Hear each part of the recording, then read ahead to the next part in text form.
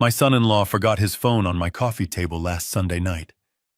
When it rang, the screen lit up with a face I had not seen in 5 years. It was my dead wife. But the real horror began when I pressed play on the voicemail and heard her voice begging me to sell our home from beyond the grave. Before I tell you what I did next, please like and subscribe to follow this story of justice. I stood in the center of my living room, the silence of the house pressing against my ears. The Sunday roast I had cooked for my daughter Sarah and her husband Jason was still sitting heavy in my stomach. The air smelled faintly of rosemary, and the expensive cologne Jason always wore a scent that lingered long after he left like a territory marking. I was just about to clear the table when I saw it. Jason's phone. It was sitting on the edge of the leather sofa, half hidden by a throw pillow. It was the latest model, sleek and black, the kind that costs more than my first car. He must have slipped it out of his pocket when he sat down to complain about the economy, which was his favorite topic of conversation lately. I reached out to grab it, thinking I could run out to the driveway and catch him before he pulled away. But before my fingers could even touch the cold glass, the screen lit up. The room was dim, illuminated only by the streetlights filtering through the sheer curtains, so the brightness of the screen was blinding. And then I saw the photo. My breath hitched in my throat, a sharp physical pain that radiated down my left arm. It was Catherine. My Catherine. But it wasn't just any photo. It was a picture I had taken of her in the hospital garden just a week before the cancer took her from me 5 years ago. She was wearing her blue cardigan, the one she said made her feel safe. She looked frail, but her smile was there, that gentle curve of her lips that had anchored my world for 40 years. Below the photo, the caller ID read, "Catherine Mom." I froze. My hand hovered over the device, trembling violently. I am a rational man. I spent 30 years as a forensic accountant, chasing money trails and exposing corporate fraud. I deal in facts, in numbers, in hard evidence. I do not believe in ghosts. But in that moment, staring at the face of the woman I buried half a decade ago, my logic shattered. The phone didn't ring with a standard tone. It vibrated aggressively against the wood of the coffee table, a buzzing sound that felt like a drill boring into my skull. Why would Jason have a contact named Catherine Mom with that specific photo? Why was it calling now? My heart hammered against my ribs, a frantic rhythm that made me lightheaded. I felt a cold sweat break out on the back of my neck. It was impossible. Catherine was gone. Her ashes were in the urn on the mantel, not 10 feet away from where I stood. And yet the phone kept buzzing, demanding attention, demanding to be answered. Then the ringing stopped. The screen went dark for a second, plunging the room back into shadows. I let out a breath I didn't know I was holding, but a moment later the screen lit up again. A notification.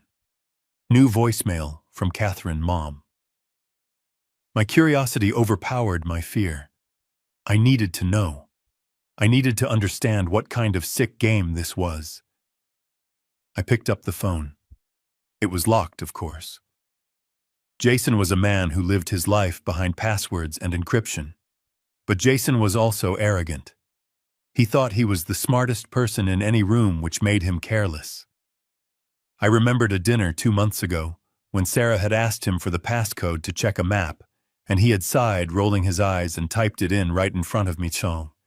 He used Sarah's birthday. Typical, predictable. I typed in the 6 digits. The lock opened. My thumb hovered over the voicemail icon. My hands were shaking so bad I almost dropped the device. I felt like I was violating a grave, like I was about to step into a world I couldn't understand.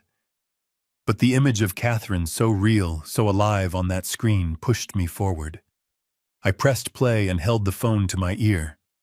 The voice that spoke was weak, breathy, and terrifyingly familiar. "Jason, please. Tell Sarah to sign the papers. Tell her to sell the house. I am so cold here. I cannot rest while William keeps that house. The money is the only way to set me free. Please, Jason, help me." The phone slipped from my fingers and landed with a dull thud on the carpet. I staggered back, my legs giving way until I collapsed into my armchair. The silence that followed was heavy, suffocating. I gasped for air, clutching my chest. That was her voice. It had the same cadence, the same soft pitch.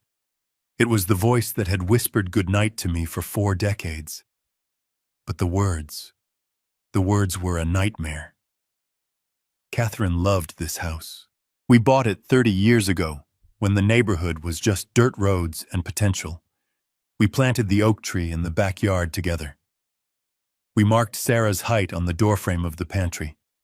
This house wasn't just bricks and mortar. It was the physical embodiment of our life together. It is worth $2.5 million now, sitting on a prime piece of real estate that developers have been eyeing for years. But to Catherine, it was never about the money. She made me promise on her deathbed that I would keep the house for our grandchildren. She wanted it to be a legacy. So why would her ghost call my son-in-law and beg him to sell it? I sat there, my mind racing, trying to find a logical foothold in this madness. I am so cold here. The money is the only way to set me free. It sounded like something out of a bad horror movie. But the voice was so precise. Too precise. I closed my eyes and replayed the message in my mind. I listened with the ears of the man I used to be, the forensic accountant, who listened to wiretaps and recorded confessions.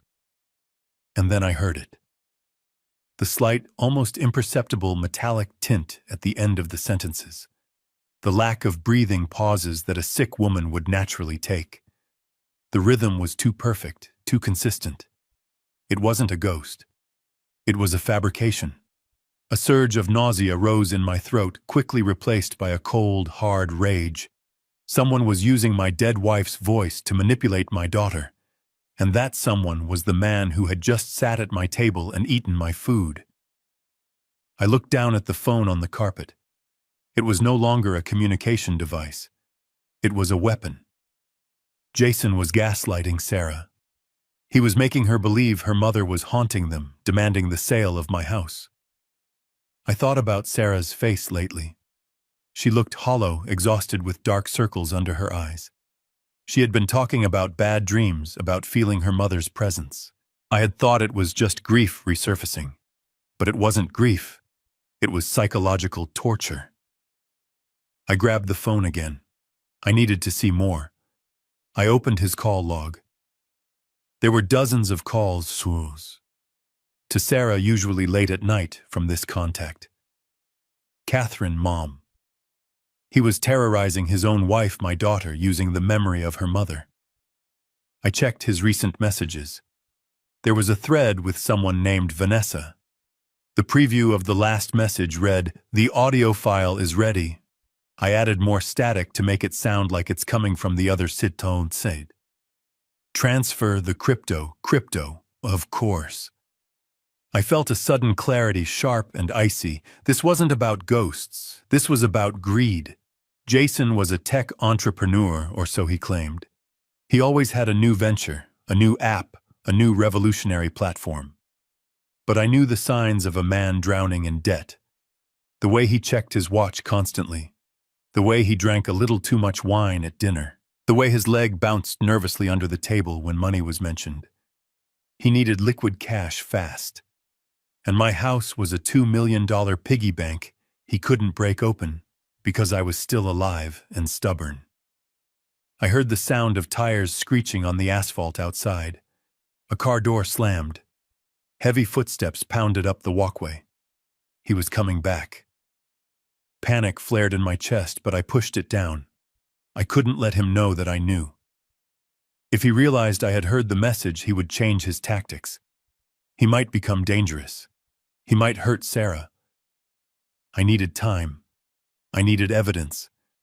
I needed to be the hunter, not the prey. I quickly wiped the screen with my sleeve to remove my fingerprints.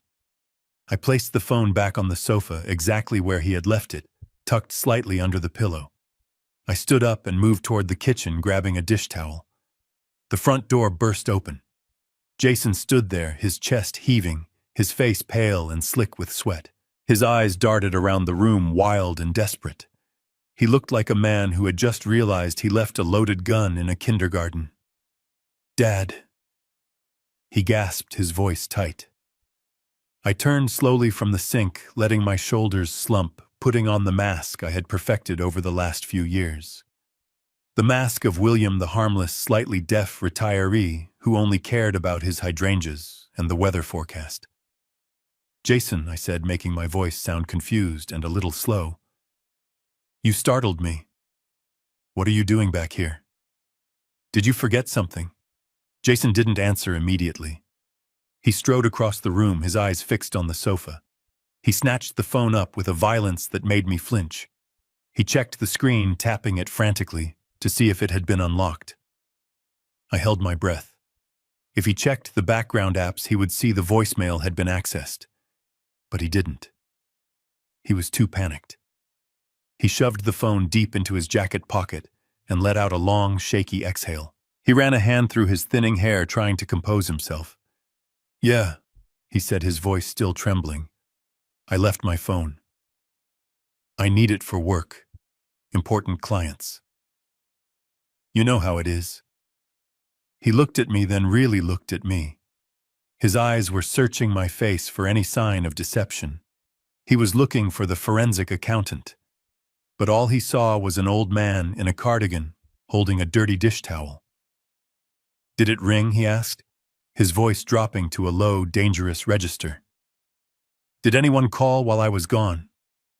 I squinted at him, tilting my head, as if I was having trouble hearing. "Ring?" I asked. "I don't know, son. I had the water running in the sink. The pipes are making that clanging noise again. I thought I heard a buzzing sound, but I assumed it was the dishwasher." "Is everything all right? You look like you've seen a ghost." The word hung in the air between us. Ghost. Jason flinched. A muscle in his jaw twitched. For a second, I saw a flash of pure hatred in his eyes. He despised me. He despised my longevity, my health, and my stubborn refusal to move into a nursing home. He hated that I was the gatekeeper to the fortune he so desperately needed. "I'm fine," he snapped, buttoning his jacket. "Just stressed. Business is crazy right now." He took a step toward me, invading my personal space. He was taller than me, younger, stronger.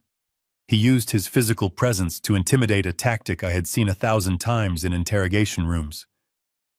"You didn't touch it, did you, William?" he asked. He dropped the dad. I blinked, keeping my expression vacant. "Touch what? The phone?" "Oh, heavens, no. You know I can't work those new gadgets. Too many buttons." I stick to my landline. I let out a small, senile chuckle. It was the hardest performance of my life. Jason stared at me for 5 more seconds. He was assessing the threat level. He saw my gray hair, my reading glasses on a chain around my neck, my slight stoop. He saw a man past his prime, a man who was no danger to his brilliant high-tech schemes. "Good," he said, and the tension left his shoulders. He let out a short, dismissive laugh. "Yeah, probably for the best. You'd probably accidentally call the police trying to check the time." He turned his back on me and walked toward the door. "Tell Sarah I'll pick her up tomorrow for lunch." I called out, my voice steady. Jason stopped at the threshold. He didn't turn around. "She's busy tomorrow, William. She's not feeling well. She's been having nightmares. It's better if you give her some space right now. She's very fragile." He opened the door and stepped out into the night. "Don't wait up," he threw over his shoulder. The door clicked shut.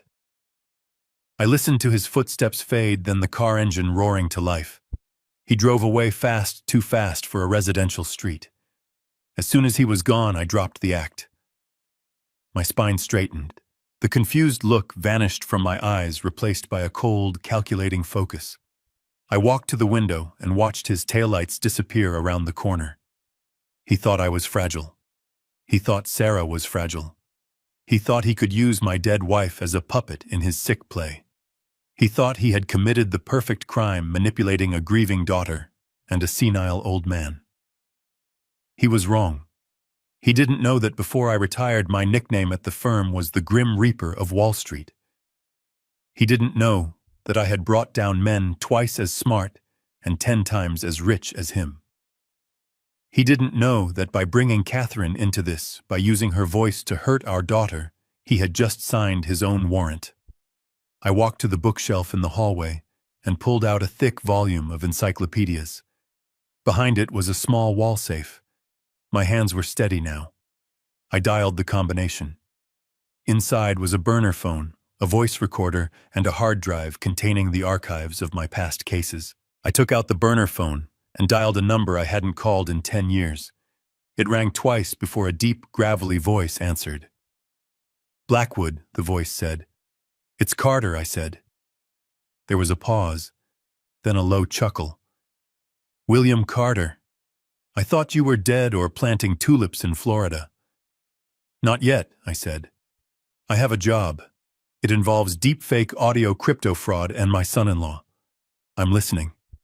I need you to dig into Jason Bennett.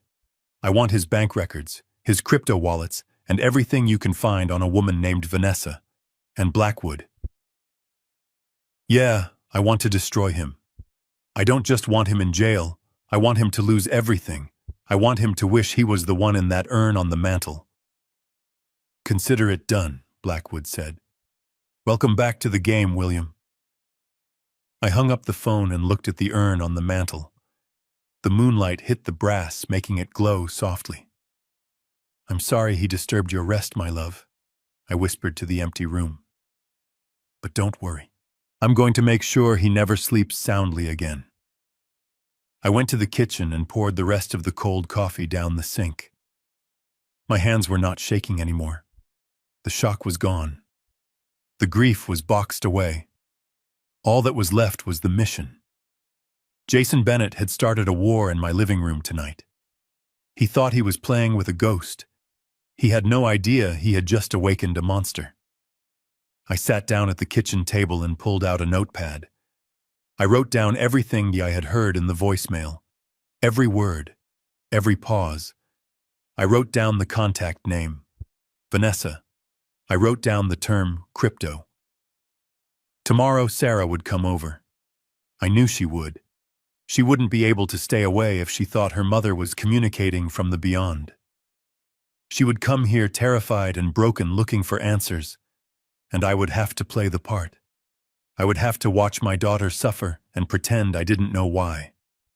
It would be the hardest thing I had ever done. But I had to do it. I had to let Jason think his plan was working. I had to let him get confident. Because a confident man makes mistakes. And when he made his next mistake, I would be there. I wouldn't be the father-in-law. I wouldn't be the grandfather. I would be the auditor. And I was about to close his account permanently. My phone buzzed. It was a text from Blackwood. "Already found something on Vanessa. You're not going to believe who she is. Check your secure email." I opened my laptop. The game had begun. I was knee-deep in the soil of my front garden, pretending to care about the petunias, when Sarah's car swerved into the driveway. She parked crookedly, one tire up on the grass, something she would never have done 6 months ago. Sarah was meticulous. She was the kind of woman who color-coded her bookshelf and ironed her bedsheets. But the woman who stumbled out of that silver sedan looked like a stranger wearing my daughter's clothes. She was wearing oversized sunglasses even though the morning sky was overcast, and her hair, usually a glossy chestnut cascade, was pulled back in a messy knotted bun that looked like it hadn't been brushed in days. I wiped my hands on my gardening trousers deliberately, leaving a streak of dirt. I had to stay in character. I had to be the harmless old man who pottered around his yard, oblivious to the storm brewing in his family. But inside, the forensic accountant was already taking notes. I noted the tremor in her hands as she slammed the car door. I noted the way she kept looking over her shoulder, as if she expected the devil himself to be sitting in the back seat. And I noted the new dent on the front bumper of her car, a sign of distracted, frantic driving. Sarah, honey, I called out, putting a little wobble in my voice. You're here early. Did you forget we were doing lunch tomorrow, not today? She didn't answer. She practically ran up the walkway, her heels clicking an erratic rhythm on the pavement. When she reached me, she didn't hug me. She collapsed into me. It was as if her strings had been cut. I caught her, the weight of her grief nearly knocking me backward into the rose bushes. She smelled of stale coffee and that distinct sour scent of panic sweat. Daddy, she sobbed, burying her face in my shoulder. It happened again. She won't stop. She won't leave me alone. I held her tight, stroking her hair with my dirty hands, not caring about the mess. My heart was breaking, shattering into a million jagged pieces, but my mind was cold as ice. I knew exactly who she was. It was Catherine, or rather the digital ghost of Catherine that Jason had conjured to torture our child. Come inside, sweetie, I cooed, guiding her towards the front door. Let's get you some tea. You're shaking like a leaf. I led her into the kitchen, the same kitchen where she used to do her homework while Catherine baked cookies. Now it felt like a crime scene. I sat her down at the breakfast nook and put the kettle on. The whistle of the boiling water was the only sound in the room for a long minute, punctuated by Sarah's jagged, wet gasps. She took off her sunglasses, and I had to bite the inside of my cheek to keep from screaming. Her eyes were sunken, rimmed with angry red circles. The skin beneath them was bruised purple from exhaustion. She looked 10 years older than she had last week.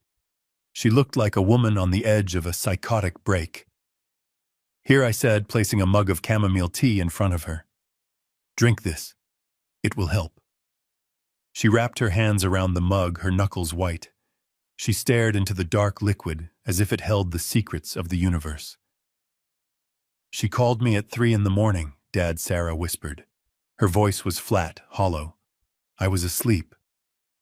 The phone rang. It was her ringtone. The one I set for Mom 10 years ago.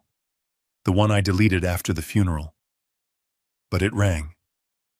I sat down opposite her, adopting a look of confused concern.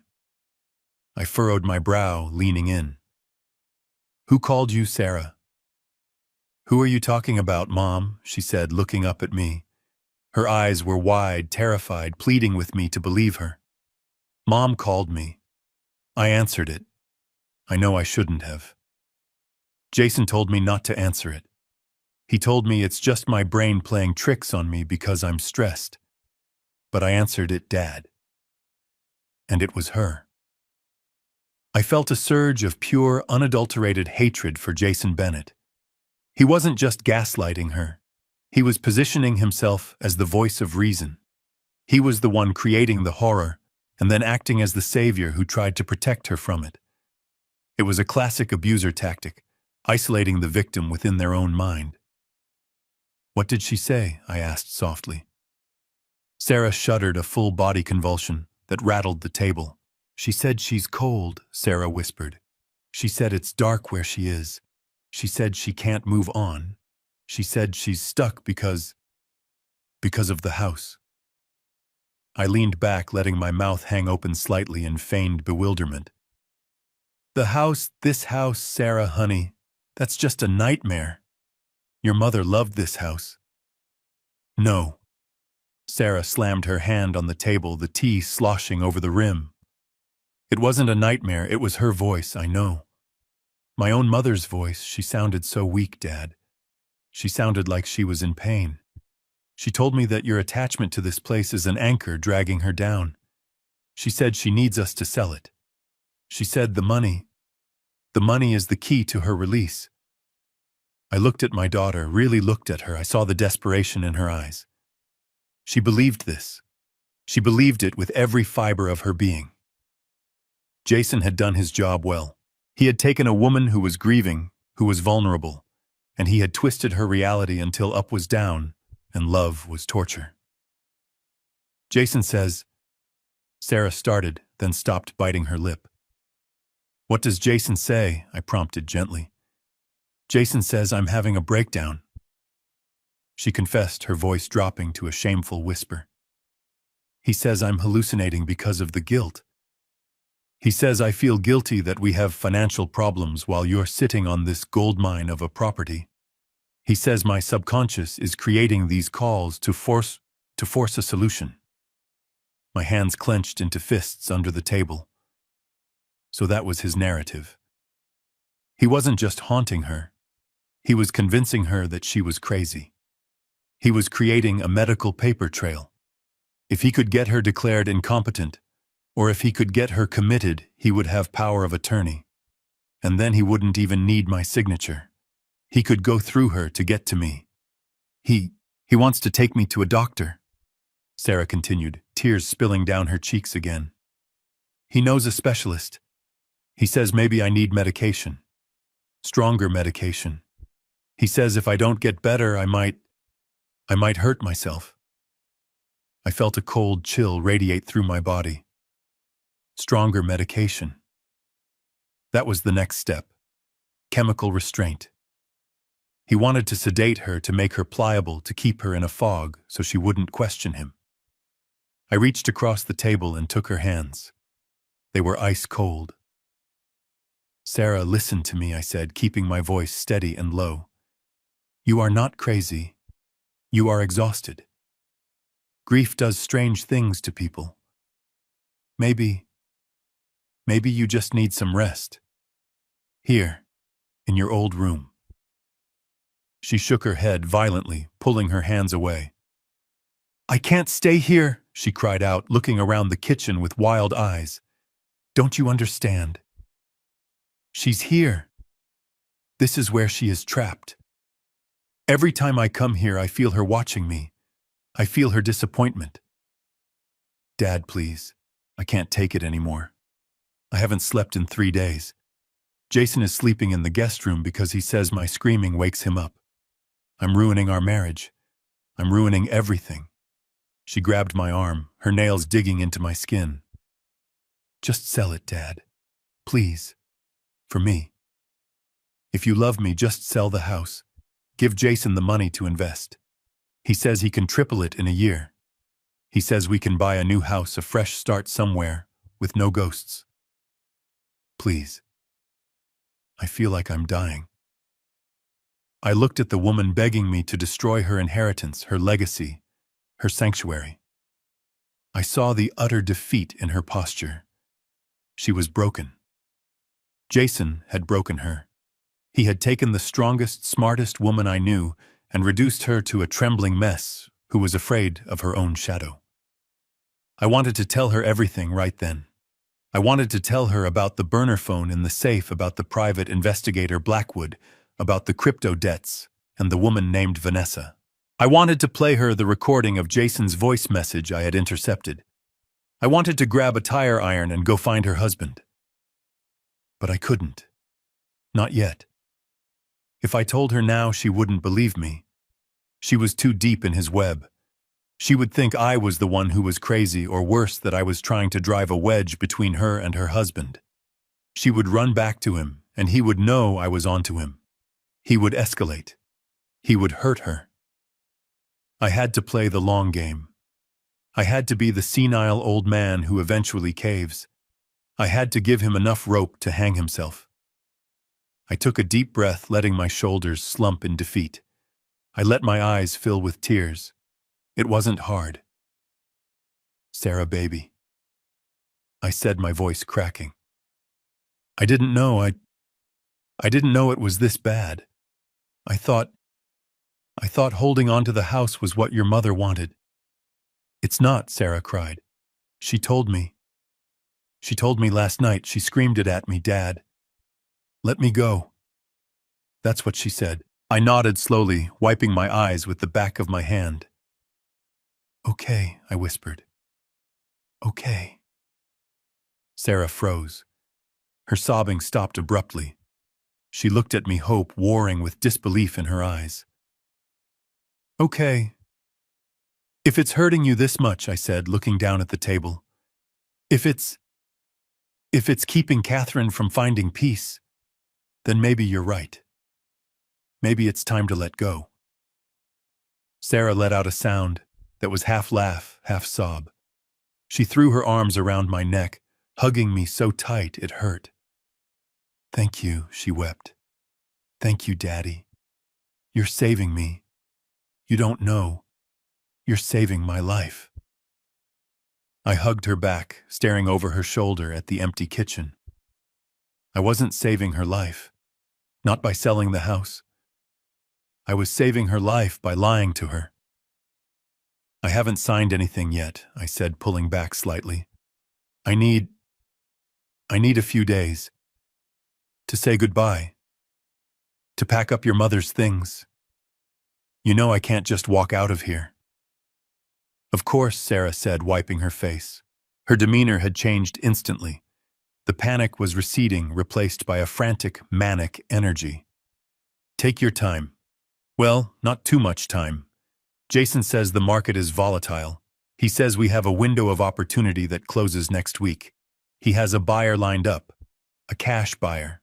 No inspections. Fast closing." Of course he did. A cash buyer. Probably a shell company set up by his loan shark friends to launder the money. Or maybe just a quick flip to get the liquid assets he needed to pay off his crypto losses. "Next week," I agreed. Tell Jason I'll do it. But I want to handle the paperwork myself. I have my old lawyer, Mr. Henderson. I trust him." Sarah's face fell slightly. "Jason has a lawyer, Dad. A corporate specialist. He's really good. He's doing it for free as a favor to Jason. It would be faster." I patted her hand. "I'm an old man, Sarah. I'm set in my ways. Let me use Henderson. It will make me feel better." She hesitated, then nodded. "Okay, I'll tell him. But Dad, don't change your mind. Please. If you change your mind, I don't think I can survive another night of those calls." "I won't change my mind, I promised." She stood up, looking lighter but still fragile. "I should go," she said. "I need to tell Jason. He'll be so relieved. He's been so worried about you. About us." She kissed my cheek. Her lips were cold. "Go," I said. "Get some sleep." I watched her walk out the door. She walked a little straighter this time. She got into her car and drove away, dialing her phone before she was even out of the driveway. Calling him. Giving him the good news. I walked back into the living room and stood in front of the window. My reflection stared back at me. I didn't look like a savior. I looked like a tired old man. But behind the glasses, my eyes were hard. He had pushed her too far. He had used her sanity as a bargaining chip. He had made her terrified of her own mother's memory. I went to the safe and took out the burner phone again. I had a new message from Blackwood. It was a link to a video file. Subject, Vanessa, casting reel. I clicked the link. A video popped up. It was a young woman, blonde, striking, sitting in a soundproof booth. She was reading a script into a high-quality microphone. "Hello, I'm your virtual assistant. How can I help you today?" Her voice was smooth, professional, but then the video cut to a different clip. A candid shot looks like it was taken from a hidden camera or a social media live stream. She was laughing, holding a glass of wine. "Yeah, I can do accents. I can do ages. I can make myself sound like an 80-year-old smoker or a 5-year-old kid. It's all about pitch modulation and throat control. And with the new AI layering software, I can literally steal anyone's voice. All I need is a 5-second sample." I paused the video. Vanessa, the voice actress, the mimic, Jason's accomplice. I knew how he did it now. He didn't just use deepfake software, Mo. He hired a professional to guide the AI to give it the emotional inflection that machines usually missed. That's why it sounded so real to Sarah. That's why it broke her. I closed the laptop with a snap. Sarah thought I was going to sell the house next week. Jason thought he had won. He thought he was days away from a $2 million payday. He was wrong. Next week there would be a signing, but I wouldn't be signing a deed. I would be signing his death warrant. I picked up the landline, the one I told Jason was the only technology I understood. I dialed a number. Dr. Sterling. It's William Carter. There was a pause. William, is everything all right? You haven't called in months. I'm fine, Elliot. But I need a favor. A big one. I need a full psychiatric evaluation, dated today, and I need a clean bill of health. Why? Because my son-in-law is trying to have me committed, and I need to prove that I'm the sanest person in this family. And Elliot. Yes, I need you to recommend a specialist for my daughter, someone who isn't on Jason Bennett's payroll. I hung up the phone. The board was set. The pieces were moving. Jason Bennett wanted a crazy old man. I was going to give him one. I was going to be so erratic, so unpredictable that he wouldn't know what hit him until the handcuffs were clicking shut. But first I had to deal with the ghost in the machine. I had to find Vanessa, and I had to make her talk. Not with Sarah's mother's voice, with her own. And she was going to sing like a canary. I stood at the window watching the red taillights of Sarah's car fade into the darkness of the suburban night. The house was quiet again, but the silence felt different now. Before it was the empty quiet of a widower's home. Now it was the charged electric silence of a war room before the first strike. I didn't turn off the lights. I didn't go up to bed. Instead, I walked to the kitchen, locked the back door, and checked the window latches.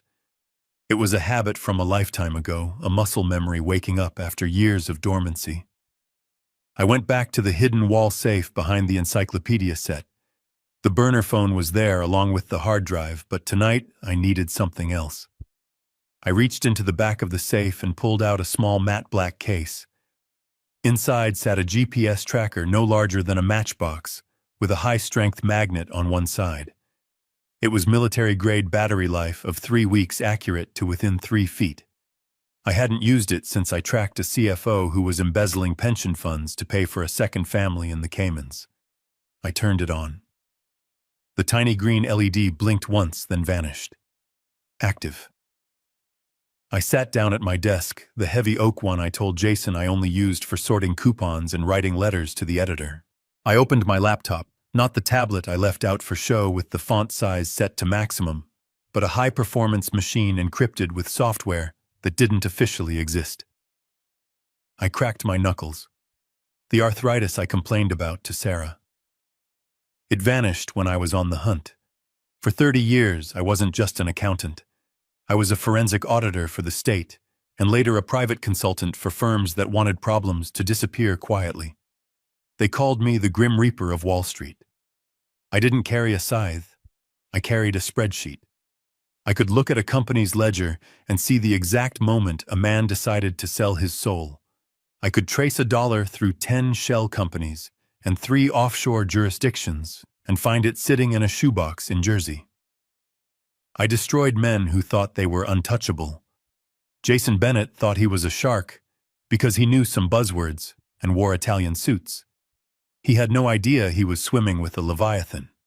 I started with the public records. It's amazing what people leave out in the open when they think no one is looking. I pulled up Jason's credit report first. It was a sea of red ink. Maxed out credit cards, missed payments, a credit score that was free-falling into the triple digits. But that was just the surface. That was the desperate flailing of a drowning man. I needed to see the anchor dragging him down. I logged into a database Blackwood had given me access to years ago. It aggregated property liens and court filings. There it was. A second mortgage on their condo taken out 6 months ago. A lien from a luxury car leasing company. And a lawsuit quiet and settled out of court involving a failed venture capital scheme. But the real story, the one that explained the desperation, was in the crypto. Jason loved to talk about the blockchain at Thanksgiving dinner, boring everyone to tears with his talk of decentralized finance and the future of money. I opened the file Blackwood had sent me earlier. It contained wallet addresses linked to Jason's email and phone number. I ran them through a blockchain explorer. It was a bloodbath. He hadn't just invested. He had leveraged himself to the hilt on speculative coins that had crashed and burned. He had put in everything, his savings, the equity from the condo, probably money he borrowed from friends. And it was all gone. Vaporized in a market correction he was too arrogant to see coming. I did the math in my head. He was underwater by at least $800,000. And that was just what I could see. The loan sharks, the private lenders he would have turned to when the banks cut him off, they wouldn't be on a blockchain. They would be in his call logs, in the dark circles under his eyes, in the terror I saw on his face when he burst into my house earlier. He didn't just want the house money for a new start. He needed it to stay alive. I closed the laptop. The motive was established. The desperation was confirmed. Now I needed to know the timeline. I needed to know his next move. And to do that, I needed to know where he went when he wasn't terrorizing my daughter. I looked at the clock. 1 a.m. Jason and Sarah lived 20 minutes away in a gated community that projected wealth but smelled of debt. It was risky. If I got caught, the senile old man act wouldn't hold up if I was found crawling under a car at 1 a.m. But the hunter in me was restless. I couldn't wait for him to come back. I had to take the fight to him. I changed into dark clothes, black slacks, a dark turtleneck, soft-soled shoes. I put on a baseball cap and gloves. I slipped the GPS tracker into my pocket. I grabbed my keys, not for my sedate sedan, but for the old pickup truck I kept in the garage under a tarp. It was registered to a shell corporation. It was invisible. I drove through the sleeping suburbs, the streetlights flickering past like frames in a film noir. I parked the truck 2 blocks away from Jason's complex. I knew the gate code. Sarah had given it to me years ago for emergencies. 1985. Her birth year. Jason really was predictable. I slipped through the pedestrian gate and kept to the shadows. The complex was silent, the manicured lawns looking gray in the moonlight. I reached their condo. It was a modern boxy thing with too much glass and not enough soul. Jason's Tesla was parked in the driveway, plugged into the charger, like an expensive toy. Sarah's car was parked next to it. The lights in the house were off except for a faint blue glow coming from the downstairs office window. Jason was up. I crept up the driveway, keeping low, moving with a fluidity that belied my 67 years. I reached the Tesla. It was a sleek, featureless machine, hard to attach anything to without being noticed. But I knew the model. There was a metal frame rail just inside the rear wheel well. I knelt down on the concrete, the cold seeping through my trousers. I reached under the chassis, my fingers searching for the spot. I found it. I pressed the tracker against the metal. It clicked into place with a satisfying, muffled thud. I gave it a tug. It held firm. I was about to back away when I heard a voice. It was muffled by the glass, but in the silence of the night, it was audible. It was Jason. He was shouting. I crawled toward the bushes under the office window. I pushed aside a holly branch, ignoring the prickles that dug into my cheek. Through the gap in the blinds, I could see him. He was pacing the small room, a phone pressed to his ear. He looked disheveled, his shirt unbuttoned, a glass of amber liquid in his other hand. "I don't have it yet," he hissed into the phone. "She agreed to sell, okay? She's broken. It's done. I just need a few days for the old man to sign the papers." He paused, listening to the person on the other end. His face paled. He took a large gulp of the drink. "No, don't you dare touch her. You listen to me, Marco. If you go near Sarah, the deal is off. I'll burn the whole thing down. I'm getting you your money. 2 million, plus interest. Just back off, yeah." He slammed the phone down on the desk. He stood there breathing heavily, his hands gripping the edge of the mahogany table until his knuckles turned white. Then he swept his arm across the surface, sending a lamp and a stack of papers crashing to the floor. He collapsed into his chair, burying his face in his hands. I watched him for a moment longer. Marco. A name. A threat. He was being squeezed. The people he owed weren't just banks. They were the kind of people who made threats against wives. A surge of protective fury rose in me, hot and blinding. He had put my daughter in the crosshairs of criminals. He had used her as collateral for his gambling. I wanted to smash the window.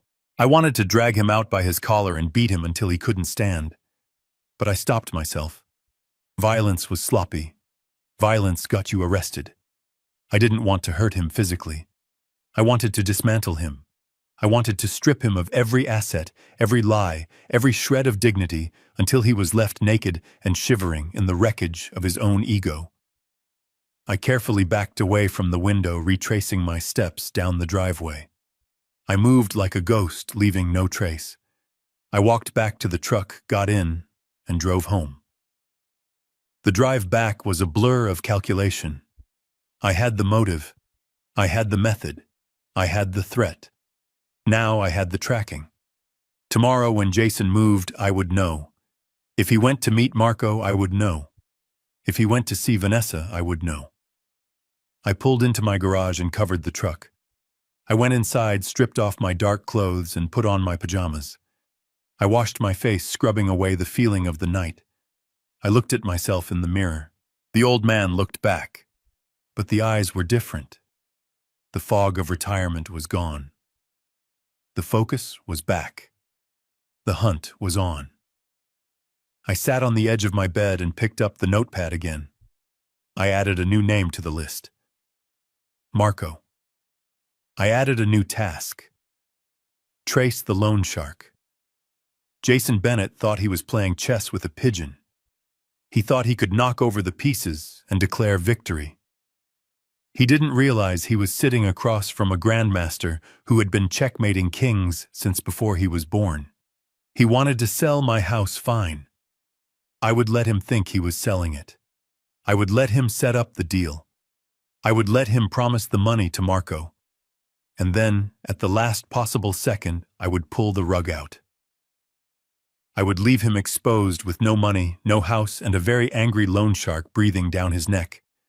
And while he was dealing with that, I would drop the evidence of the deepfakes on Sarah's lap. I lay down, but I didn't close my eyes. I watched the shadows play on the ceiling. I wasn't just a father protecting his daughter anymore. I was the auditor. And Jason's books were about to be balanced with extreme prejudice. The phone on the nightstand buzzed. It was a notification from the tracker app. Target vehicle moving. It was 2:30 a.m. He wasn't going to sleep. He was going somewhere. I grabbed the tablet. A map appeared on the screen. A red dot was moving away from the condo, heading toward the city center, toward the warehouse district. I smiled in the dark. Go ahead, Jason. Run. Show me where the bodies are buried. I'm right behind you. The red dot on my tracking app came to a halt in a part of the city that smelled of old money and new secrets. It was the Marina District, a place where the rent for a one-bedroom apartment cost more than what most families earned in 6 months. I parked my rusted truck 3 blocks away, tucked between a dumpster and a construction fence, rendering it invisible to the casual eye. I didn't need to be close to the car anymore. I needed to be close to the man. I pulled the parabolic microphone from the black case in the passenger seat. It was an older model, heavy and industrial looking, more like a satellite dish than a listening device, but its range was impeccable. I slung the strap over my shoulder, grabbed my high-powered binoculars, and moved into the shadows. My knees popped as I climbed a fire escape of an adjacent brick building, but the pain was distant, a dull throb masked by the adrenaline flooding my system. I reached the roof, a flat expanse of tar and gravel, and crawled to the edge. Below me across the street was a complex of ultra-modern lofts, floor-to-ceiling glass, industrial chic, zero privacy. It was the kind of place people lived in when they wanted the world to envy them. And there, on the 3rd floor, was Jason. He was pacing in a living room that looked like a showroom, holding a glass of wine. He looked relaxed, his tie loosened, a stark contrast to the panicked, sweaty mess who had invaded my kitchen hours earlier. But he wasn't alone.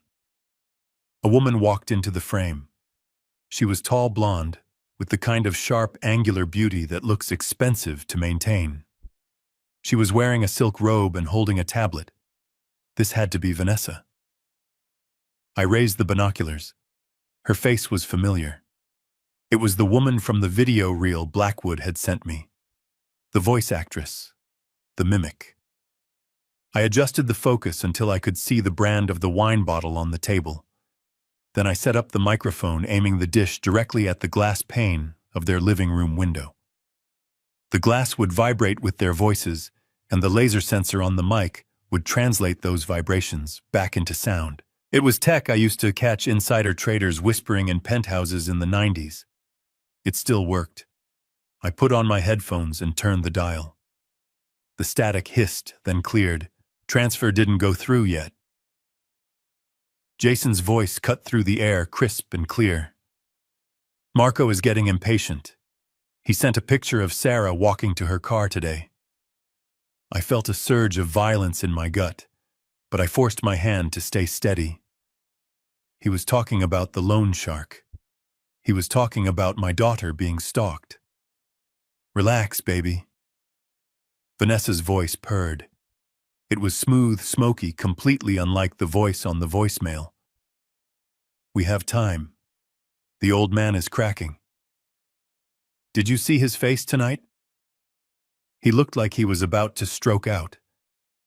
Jason laughed. A cruel barking sound. He's pathetic. He's wandering around that big house talking to an urn.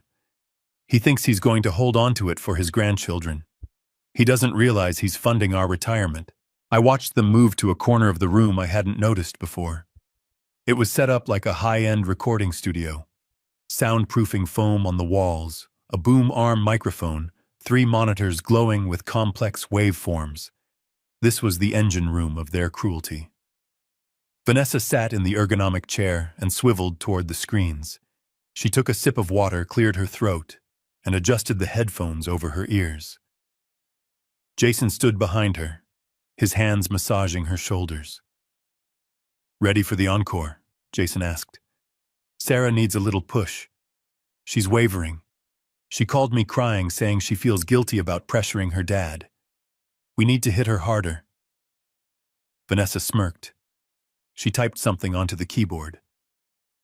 On the largest monitor, a spectral analysis of a voice appeared. I recognized the file name visible on the screen. Catherine Base Samples 04. What's the script? Vanessa asked, leaning into the microphone. Jason pulled out his phone and read from a note. Tell her that the house is burning. Tell her that every day she waits, the fire gets hotter. Tell her that her father is the one holding the match. Make her resent him. I watched Vanessa close her eyes. She took a deep breath, her chest rising and falling. She rolled her neck, loosening the vocal cords. Then she opened her mouth. The sound that came through my headphones made me gag. It wasn't Vanessa's voice. It wasn't even a human voice, not really. It was a digital resurrection. It was Catherine. Sarah. Oh, Sarah. It burns. The pitch was perfect. The tremor was identical to the way Catherine sounded after her chemotherapy treatments. It was a masterpiece of mimicry, enhanced by an AI filter that added a ghostly ethereal reverb. Why are you letting him do this to me, your father? He is hurting me. He is keeping me in the fire. Save me, Sarah. Sell the house, put out the fire. I watched Vanessa's face as she spoke. She wasn't sad. She wasn't emotional. She was bored. She was checking her manicure while she channeled the voice of my dead wife. Jason was grinning. He leaned down and kissed Vanessa on the cheek. That's it, he whispered. That's the money shot. Add a little static at the end like the connection is breaking. Make her feel isolated. Vanessa typed a few commands. The waveform on the screen spiked. She played it back. Your father. He is hurting me. They both laughed. They stood there in their $1 million loft, drinking expensive wine, laughing at the sound of my wife begging for mercy. They were laughing at my daughter's trauma. They were laughing at the destruction of my family. I had seen evil in my career. I had seen men steal pension funds from widows. I had seen CEOs poison rivers to save a nickel on waste disposal. But this was intimate.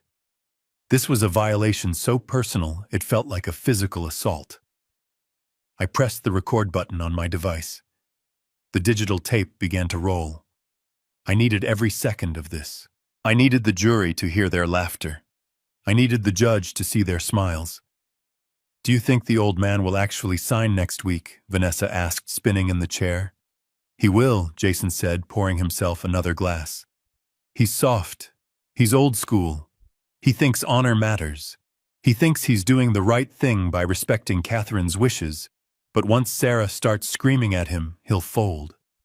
He can't stand to see her cry. That's his weakness. He loves her too much." I stared at him through the binoculars. He was right. I did love her too much. That was my weakness. But it was also my strength. Because a man who loves that deeply will burn the world down to protect what is his. "And what about my cut?" Vanessa asked, her voice turning sharp. 30%, Jason. That was the deal. I don't want crypto, I want cash. Cold, hard, untraceable cash. "You'll get it," Jason promised, though I saw the lie in his eyes. "As soon as the wire hits, I have a guy in the Caymans who will wash it. We'll be sipping Mai Tais on a beach before the old man even realizes the check bounced." I zoomed in on the computer screen. I needed to see the software they were using. It was a proprietary interface, something high-end. Deep Voice Pro. I memorized the layout. I needed Blackwood to find the license key to trace the purchase history. It would be another nail in the coffin. Jason's phone buzzed. He picked it up and frowned. "It's Marco," he muttered. "He's demanding a show of faith. He wants 10 grand by tomorrow morning or he starts breaking fingers." "Whose fingers?" Vanessa asked, not looking concerned. "Mine," Jason snapped. "Or Sarah's." Vanessa shrugged. "Better hers than yours, baby. You're the one with the golden goose." I lowered the binoculars. My hands were shaking, not from fear, but from a rage so cold it burned. Better hers than yours. They were monsters. They weren't just thieves. They were sociopaths. They viewed my daughter as nothing more than a pawn, a leverage point, a disposable asset. I watched them for another hour. I watched them record 3 more messages. One for tomorrow night, one for the next. They were building a narrative arc of suffering. They were scripting a haunt. Wednesday, the cold gets worse. Thursday, the demons are coming. Friday, goodbye forever if you don't sell. It was psychological warfare. And I had the battle plans. I saved the recording file. I backed it up to the cloud. I packed away the microphone and the binoculars.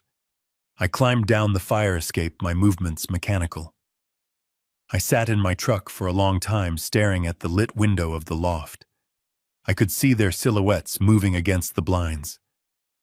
They were dancing. They were celebrating a victory they hadn't won yet.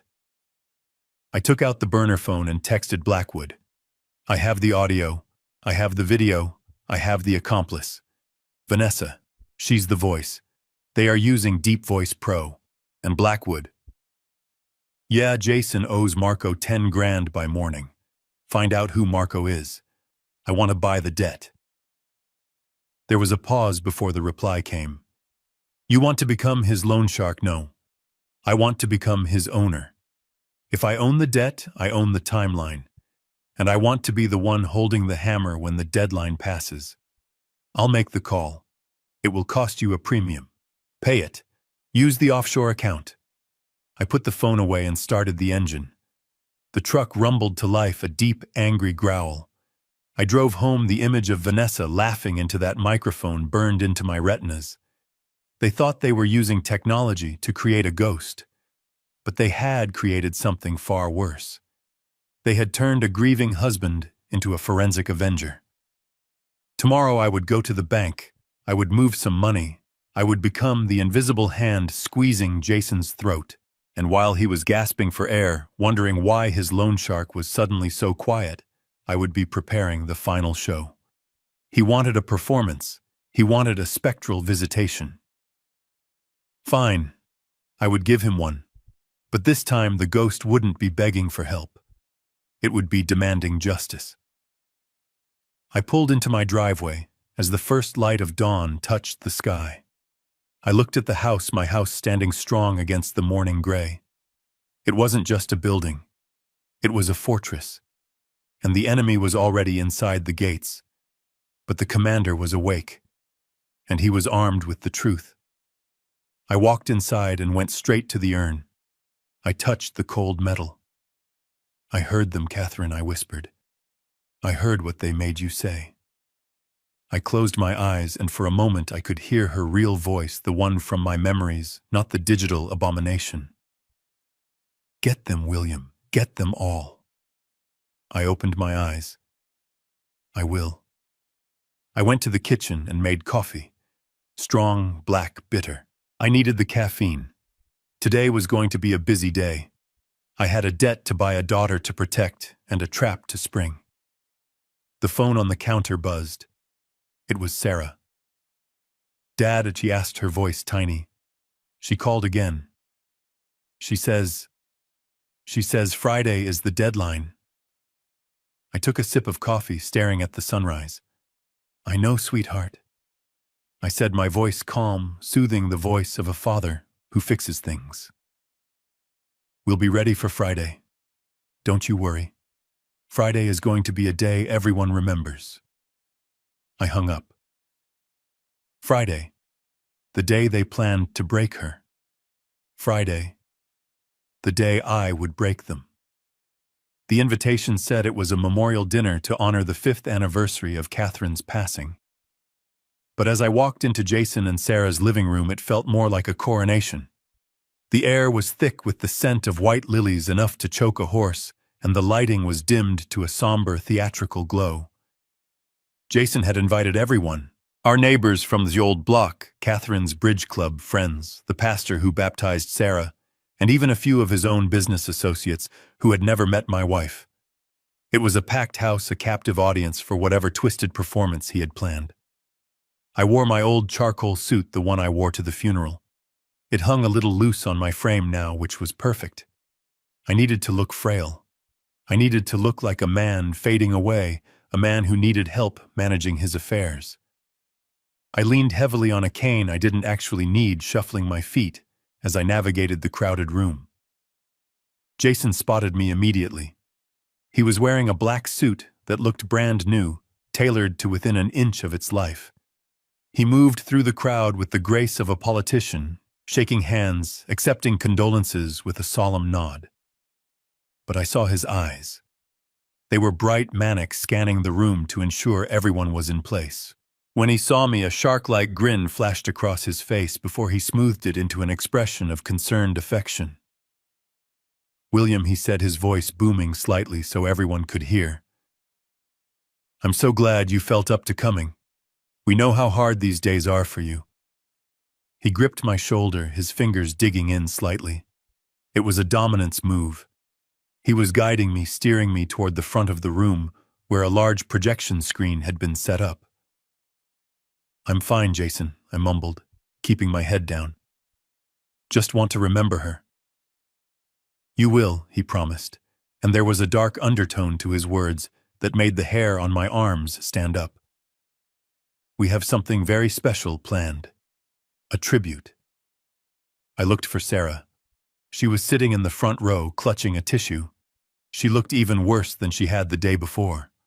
Her skin was translucent, her eyes red and swollen. She was vibrating with anxiety.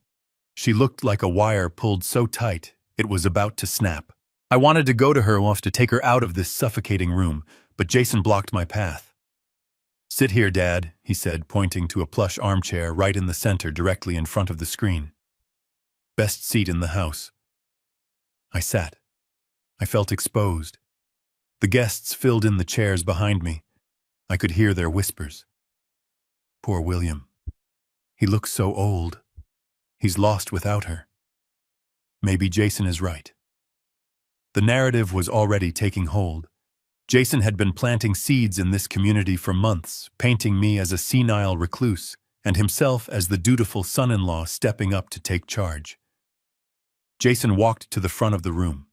He tapped a spoon against a champagne flute. The room fell silent.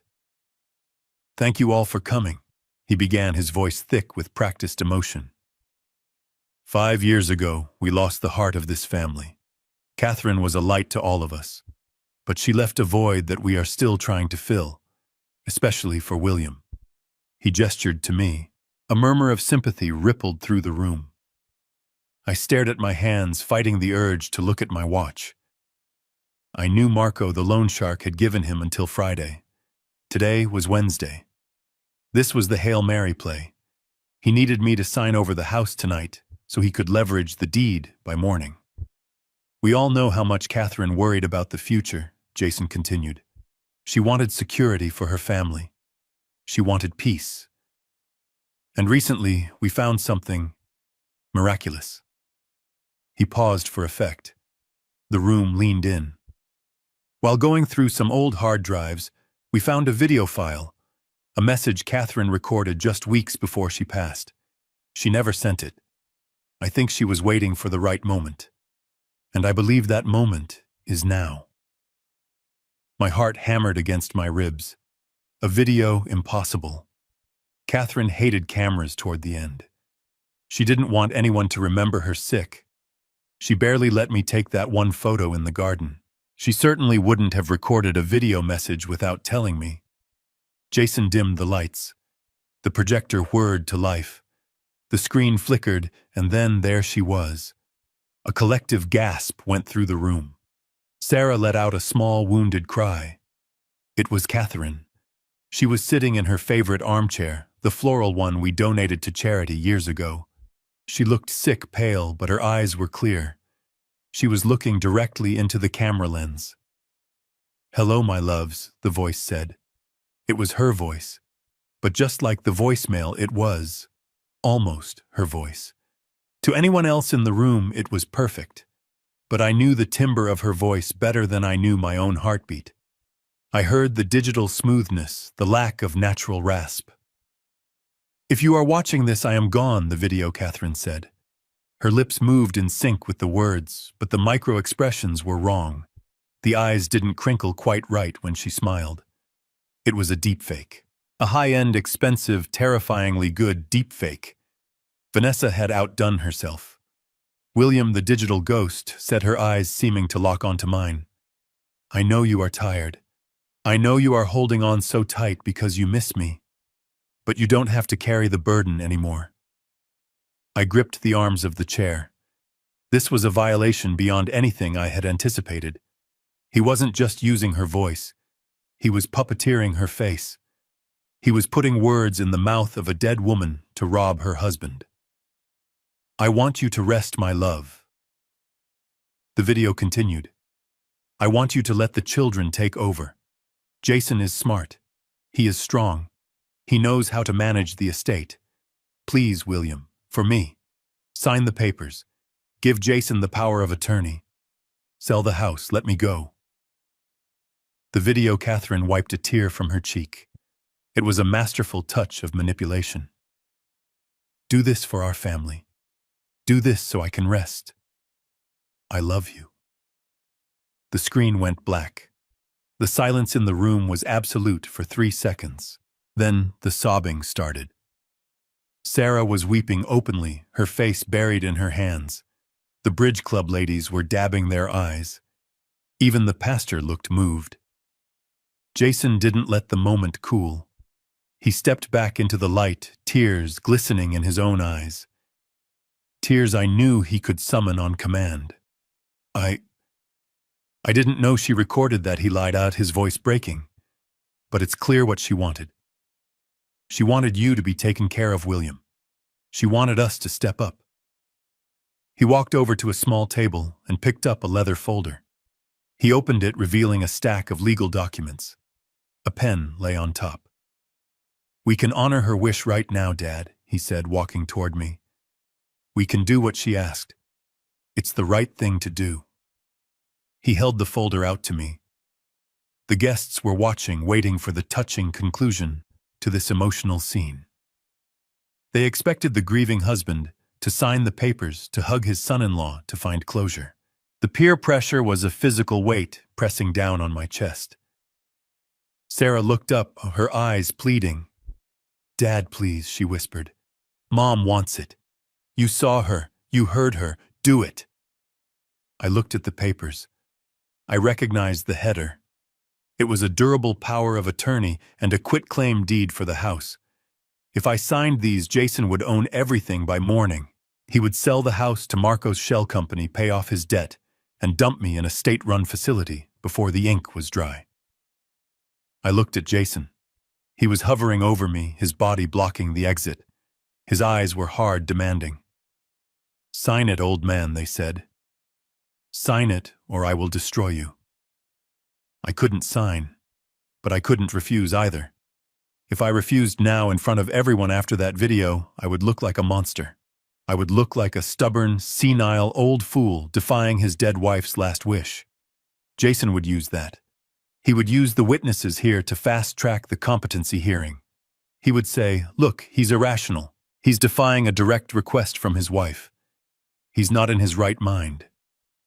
I was trapped. I had underestimated his cruelty. I had underestimated how far he would go. I reached for the pen. My hand trembled. Jason's eyes lit up with triumph. He thought he had won. But I had one card left to play. The card of the frail old man he claimed I was. I touched the pen to the paper. Then I let it drop. I gasped a loud, wet sound that tore through the room's silence. I clutched my left arm with my right hand, digging my fingers into the fabric of my suit. I squeezed my eyes shut and grimaced, channeling every ounce of pain I had ever felt in my life. "Dad." Sarah cried out. I let out a groan, tilting my head back. "My chest." I wheezed. I can't breathe." I slumped forward, letting my body go limp, sliding out of the chair onto the floor. I hit the carpet with a thud that wasn't entirely faked. My knees genuinely hurt. Chaos erupted. Chairs scraped against the floor. People screamed. "Call 911. Someone shouted. "Give him space." I lay on the floor, curled into a fetal position, making shallow, ragged, gasping sounds. I felt hands on me. Sarah was there, instantly screaming for help. "Daddy, Daddy, breathe." I opened my eyes a slit. I saw Jason standing above me. He wasn't looking at me with concern. He was looking at the unsigned papers on the floor with a mixture of rage and panic. I had ruined his moment. I had broken the spell. "He's having a heart attack," a woman shouted. "Is there a doctor here?" I squeezed Sarah's hand, putting just enough pressure to let her know I was there, but not enough to reassure her. "Catherine," I whispered, playing the part to the hilt. "I'm coming, Catherine." "No," Sarah wailed. "No, you're not. Jason, do something." Jason looked around, frantic. He realized he was losing control of the room. He couldn't force a dying man to sign a deed. It would look suspicious. It would look like coercion. "I'll drive him," Jason shouted, trying to salvage the situation. "The ambulance will take too long. I'll get the car." He wanted to get me alone. He wanted to get me into his car so he could... What, drive me to the hospital? Or drive me somewhere else? No. I gasped louder this time. Not him. Sarah. Sarah drives. I saw the neighbor, Mrs. Gable, step forward. She was a formidable woman with a background in nursing. "Don't move him yet," she commanded, pushing Jason back. "Check his pulse." She put 2 fingers to my neck. My heart was racing, Adrenaline does that, so I had the tachycardia to back up the performance. His pulse is erratic, she announced. We wait for the ambulance. Jason looked like he wanted to scream. He ran a hand through his hair, looking at his watch. He was calculating the time. He was losing hours. The ambulance arrived in 6 minutes. The paramedics swarmed the living room. They hooked me up to monitors. I kept up the act, complaining of crushing pressure, numbness, nausea. It was a textbook angina attack simulation. As they loaded me onto the stretcher, I saw Jason standing by the fireplace. He was holding the folder. He looked at me, and our eyes met. He knew. In that split second, he realized. The timing was too convenient. The collapse was too theatrical. He saw the clarity in my eyes as they wheeled me past him. He knew I was faking. And he knew that I knew the video was a fake. The war had just gone nuclear. I'm coming with you, Sarah cried, climbing into the back of the ambulance. No, Jason said, grabbing her arm. You're too upset. I'll drive us. We'll follow the ambulance. Sarah ripped her arm away. My father is dying, Jason. I'm going with him. She slammed the ambulance doors shut in his face. As the siren wailed and we sped away, I laid my head back against the pillow. I watched Sarah holding my hand, tears streaming down her face. I felt a pang of guilt, deep and sharp. I was hurting her. I was terrified her. But I had bought us time. I had stopped the signing. And now Jason was alone at his party, surrounded by guests who had just watched his father-in-law collapse under the pressure of his tribute. I closed my eyes. I needed to rest. Because tomorrow, when they discharged me, and they would because my heart was fine, I needed to execute the next phase. Jason thought the video was his checkmate. He didn't realize it was just the opening move of the endgame. I had the recording of him making the video. I had the evidence of the fraud. And now I had him cornered. He would be desperate. He would be reckless. And I would be waiting. Dad, Sarah whispered. Are you okay? I squeezed her hand. I will be, I whispered. We both will be. The ambulance turned a corner, and for a moment through the rear window, I saw Jason's car peeling out of the driveway, following us. He wasn't giving up. Good. Neither was I. The hospital bracelet was still cutting into my wrist as I climbed the stone steps of the brownstone in the old historical district. It was 2 a.m. The city was asleep, but the man I was here to see never slept. I knocked 3 times on the heavy oak door. There was no answer, just the mechanical click of the electronic lock disengaging. I pushed it open and stepped into the scent of old paper leather and expensive scotch. Elias Blackwood was sitting behind a desk that looked like it had been carved from the hull of a pirate ship. He didn't look up as I entered. He was reading a file, the light from the green banker's lamp casting deep shadows across his face. Blackwood wasn't just a lawyer. He was a weapon. In the 80s, we had dismantled a Ponzi scheme that involved 3 senators and a cartel. Since then, he had gone private, becoming the kind of attorney you hire when you want to bury someone so deep the devil can't find them. You look like hell, William Blackwood said, his voice a low rumble. He finally looked up. His eyes were sharp, intelligent, and devoid of pity. I heard you had a heart attack. I sat down in the leather chair opposite him. I didn't wince even though my joints were screaming. It was a performance, I said. I needed to buy time. Jason tried to make me sign a quitclaim deed in front of 50 witnesses using a deep fake of my dead wife. Blackwood raised an eyebrow. He didn't gasp. He didn't look shocked. In our line of work, shock was a luxury we couldn't afford. A deepfake, he mused. That is aggressive and risky. He must be desperate. He owes $800,000 in crypto losses, I said, pulling the hard drive from my jacket pocket. And he owes a loan shark named Marco another $50,000 by Friday. If he doesn't pay, they break his legs. If he does pay, he plans to put me in a state facility and bleed my estate dry. I slid the hard drive across the mahogany surface. This is everything, I said. The audio of him planning the psychological torture of my daughter. The video of his mistress Vanessa recording the voiceovers. The metadata from the software they used. The GPS logs of his trips to the warehouse district. And his bank statements showing the embezzlement of Sarah's savings. Blackwood picked up the drive. He weighed it in his hand like a gold nugget. This is enough to put him away for 20 years, William. Fraud, elder abuse, extortion, conspiracy. Why are you here at 2 a.m.? Why aren't you at the police station? Because prison is too good for him, I said, my voice dropping to a whisper. If I arrest him now, Sarah is just the victim of a con artist. She's the naive wife who got duped. She loses her house, her credit is ruined, and she spends the rest of her life traumatized. I don't want that. What do you want? Blackwood asked. I want him to destroy himself. I want him to sign his own confession. I want to recover every cent he stole from Sarah, and I want him to do it thinking he's winning. Blackwood smiled. It was a terrifying expression. You want a trap contract? Exactly. Blackwood opened a drawer and pulled out a fresh legal pad. He poured 2 glasses of scotch, sliding one toward me.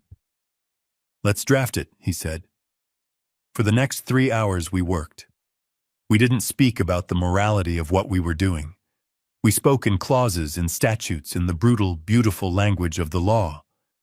We constructed a document that was a masterpiece of misdirection. To the untrained eye, and even to a corporate lawyer who wasn't looking for a trap, it looked like a standard, irrevocable living trust.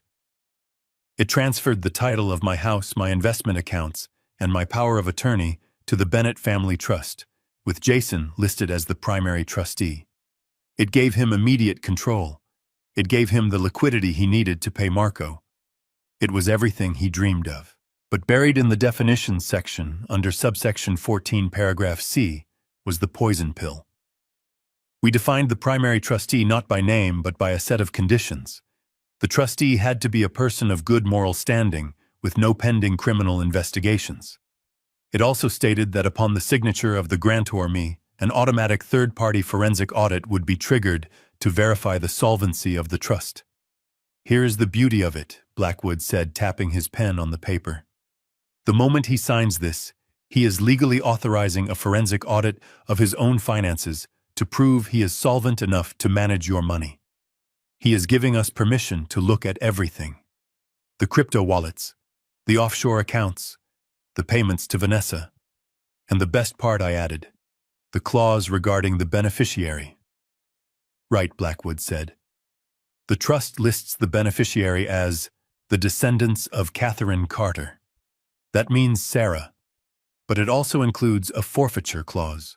If the trustee is found to have engaged in fraud embezzlement, or, and here is the kicker, emotional distress infliction, upon the grantor, the trustee's personal assets are immediately seized to restitute the trust. I leaned back, taking a sip of the scotch. It burned a good clean burn. So if he signs this, he isn't getting my house. He is pledging his own condo, his car, and his future earnings to pay back the money he stole from me. Correct, Blackwood said. And because it's a notarized legal document, his signature is an admission of competence. He can't claim he didn't understand. He can't claim he was tricked. He is a businessman. He is signing a contract that explicitly states he is solvent and honest. When the audit proves he is neither, he is committing perjury and fraud in real time. It's a confession, I said. A confession he signs thinking it's a check. Blackwood printed the document. It was thick, 20 pages of dense legalese on heavy cream-colored paper. It looked official. It looked expensive. It looked like surrender. You have to sell it, William Blackwood warned, handing me the stack. You have to look defeated. He is arrogant, but he is paranoid. If you look too eager, he will read the fine print. You have to make him believe he forced you into this. I thought about the hospital room. I thought about the fake heart attack. I thought about Sarah's tear-stained face in the ambulance. Don't worry, I said, standing up. I'm not eager. I'm dying. At least that's what he thinks. "There is one more thing," Blackwood said, stopping me at the door. "Marco, the loan shark." "What about him?" "I bought the debt," Blackwood said, "just like you asked." Marco was happy to sell for 60 cents on the dollar. He doesn't want the heat of a murder charge if you actually did. So technically, Jason now owes you $50,000. I smiled. It was the first genuine smile I had felt in days. "Does Jason know?" "No. Marco just told him the debt was transferred to a private equity firm. He didn't say which one." Perfect. I walked out into the cool night air. The city was beginning to wake up. Delivery trucks were rumbling down the avenues. I held the contract against my chest like a shield. Jason Bennett was going to wake up this morning thinking it was the best day of his life. He was going to think he had beaten the system. He was going to call Vanessa and tell her to pack her bags for the Caymans. He didn't know that he was already dead. He just hadn't fallen down yet. I got into my truck and drove toward home. I had to get there before Sarah woke up. I had to be sitting in my armchair, looking frail and broken when she came to check on me. But before I went home, I made one stop. I went to a 24-hour copy shop. I made 3 copies of the contract.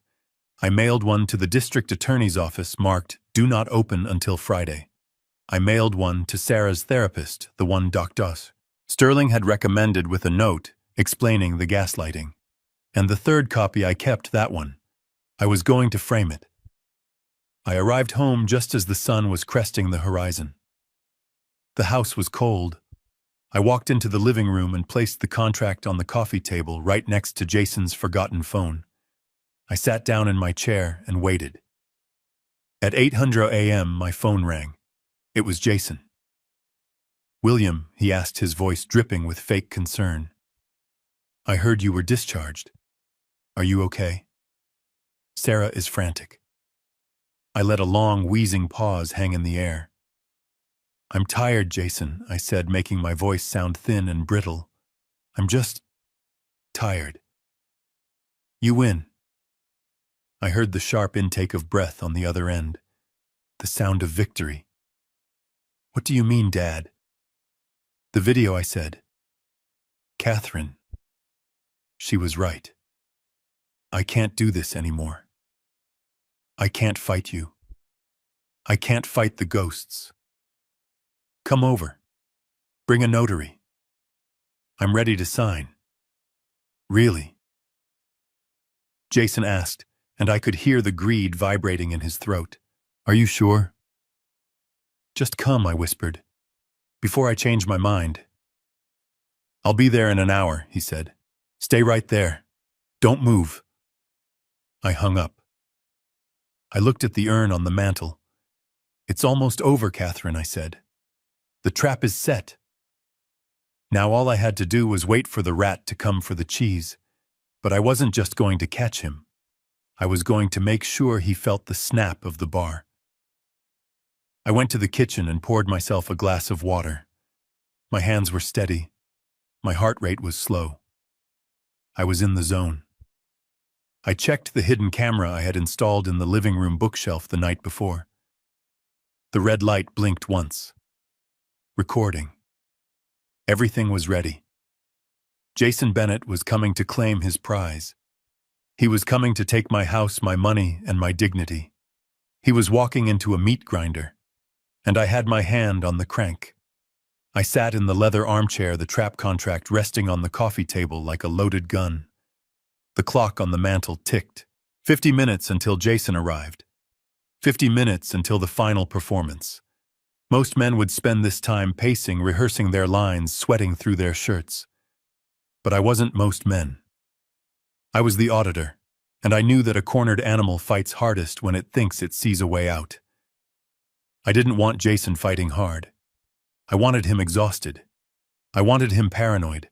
I wanted him looking over his shoulder at his own shadow. I picked up the burner phone. It was a cheap, disposable piece of plastic, untraceable and lethal.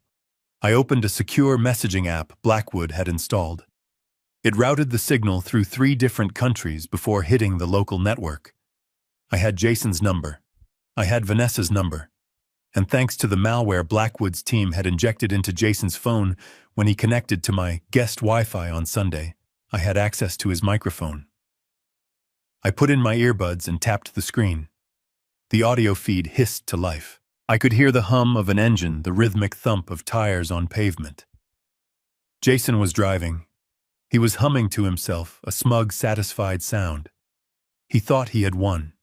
He thought the finish line was in sight. I typed the first message. I sent it to Jason.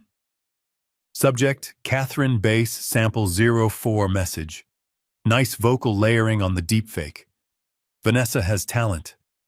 But is she worth a prison sentence? I want 50% of the house sale, or I send the audio files to the district attorney. I pressed send.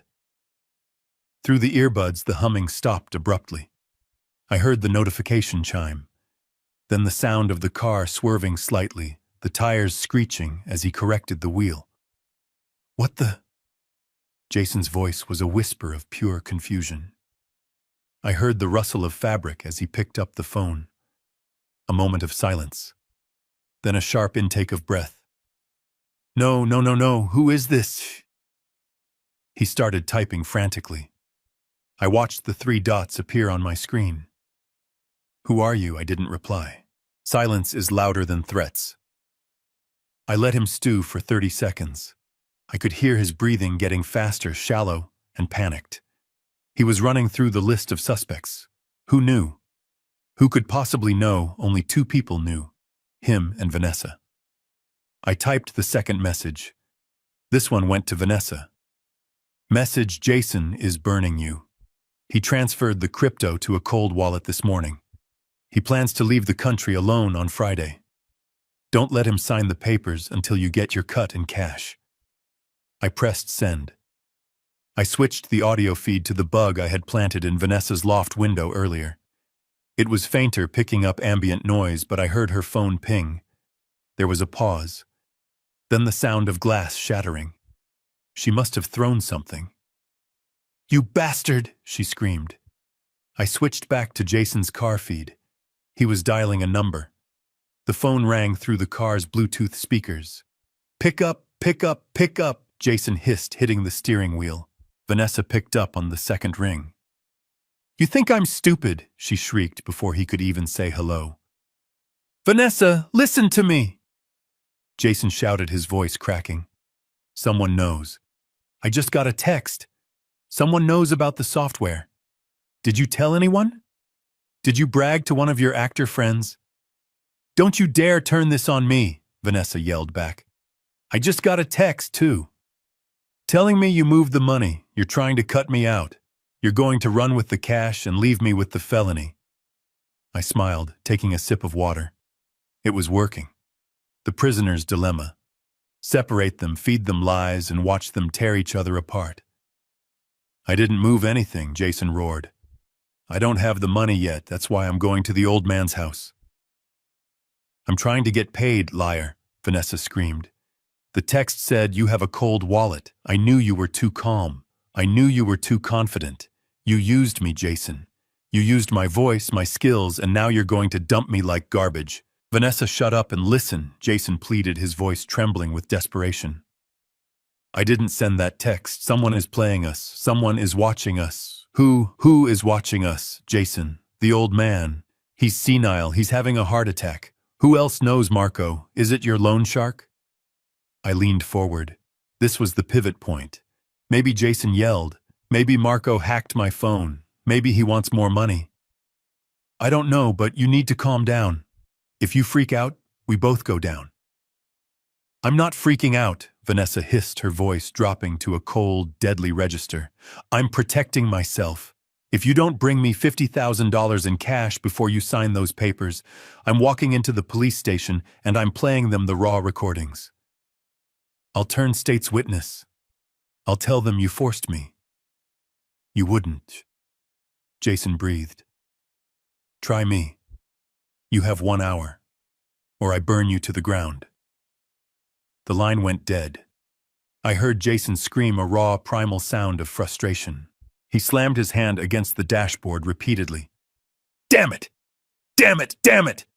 I checked the GPS tracker. He was pulling over. He was sitting on the shoulder of the highway 10 minutes from my house. He was trapped. He needed me to sign the papers to get the money to pay Marco and now Vanessa. But he couldn't come to my house yet. He had to calm Vanessa down. He had to find cash he didn't have. He was spiraling. I decided to give the screw one final turn. I sent one last text to Jason. Message TikTok Jason. The old man looks weak. If he dies before he signs probate takes 6 months. Marco won't wait 6 months. And neither will I. I heard Jason hyperventilating. He was sobbing dry, heaving sobs. The pressure was crushing him. He was being squeezed from 3 sides, the loan shark, the mistress, and the blackmailer. And he had no idea that all 3 of them were sitting in an armchair in his father-in-law's living room drinking tap water. He dialed another number. Sarah. I tensed. This was the risk. If he broke Sarah, if he made her suspicious, the plan could falter.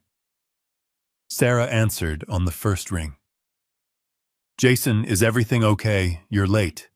Dad is waiting. Sarah. Jason said, his voice shaking. He tried to steady it, tried to put on the mask of the loving husband, but it slipped. He sounded manic. Sarah, listen. I need you to check the safe. What Sarah asked. What, but just do it. Jason snapped, then caught himself. I'm sorry, baby. I'm so stressed about your dad. I just need to know we have a safety net. Check the safe in the closet. Is the emergency cash still there? There was a pause. Jason, we spent the emergency cash last month for the condo fees. Remember, Jason let out a low moan. Right. I forgot.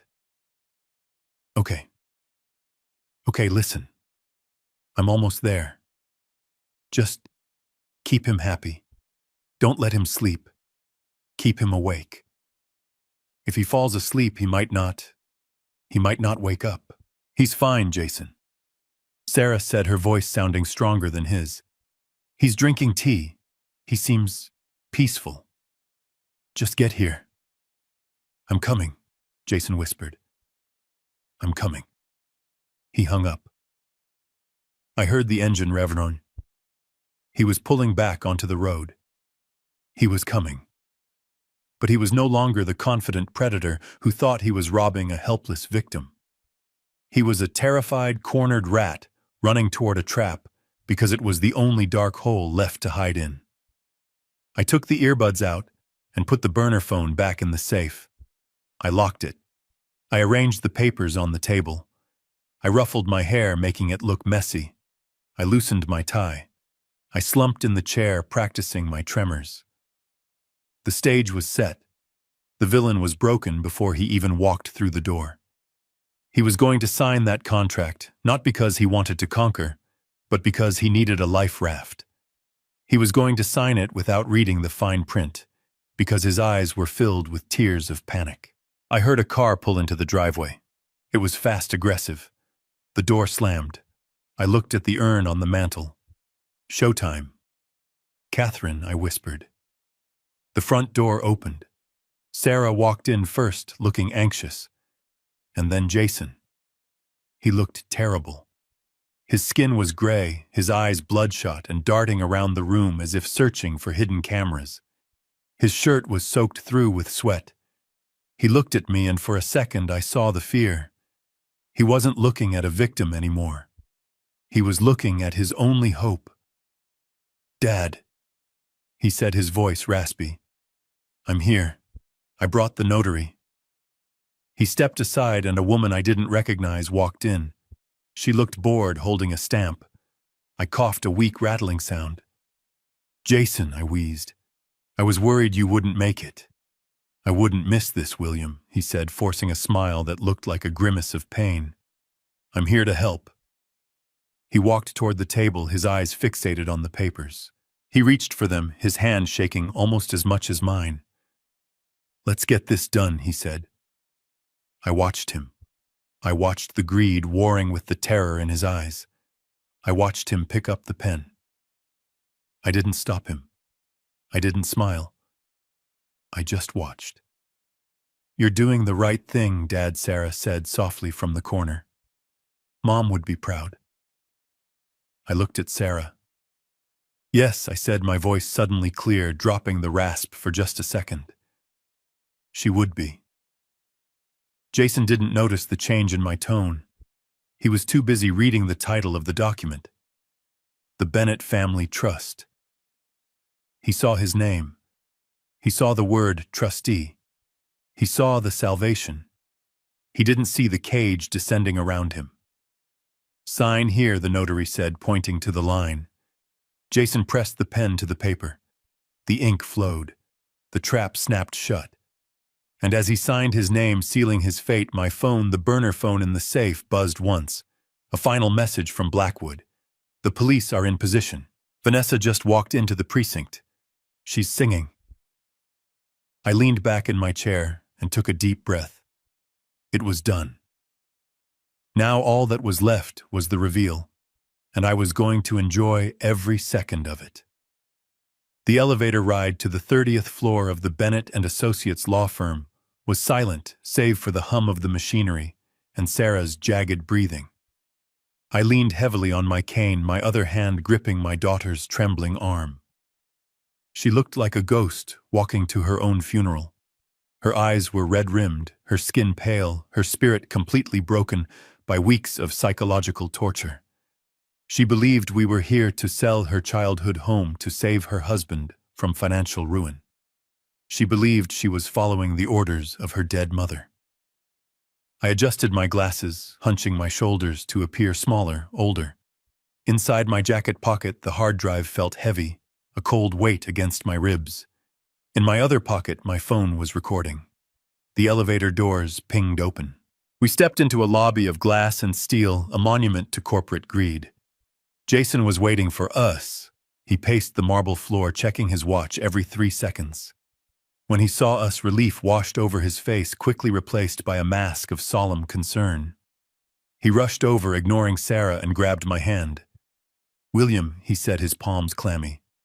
Thank you for coming. I know this is hard, but the buyers are waiting. The wire transfer is ready. We can end this nightmare today." I looked at him. I saw the desperation vibrating under his skin. I saw the way his eyes darted to the conference room door. He was terrified. He had Marco the loan shark on one side and Vanessa the blackmailer on the other. He needed my signature, like a drowning man needs air. "Lead the way, Jason," I said, my voice thin and wavering. "Let's get it over with." He guided us into the conference room. It was vast, with a view of the city skyline that screamed power. At the head of the long mahogany table sat a man in a pinstripe suit, Jason's lawyer, looking bored. Next to him was a woman with dark hair and thick glasses posing as a notary. I recognized her instantly. It was the chin. The sharp, angular jawline I had watched through my binoculars. It was Vanessa. She was wearing a wig and conservative clothes, but the predatory gleam in her eyes was the same. She was here to ensure she got her cut the second the ink was dry. Sit, Jason commanded, pulling out a chair for me. I sat down slowly, letting out a pained groan as my joints settled. Sarah sat next to me, staring at her hands.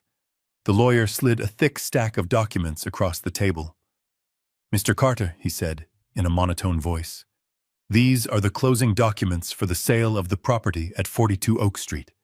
As agreed, the funds will be transferred immediately to the Bennett Family Trust under the sole trusteeship of Jason Bennett.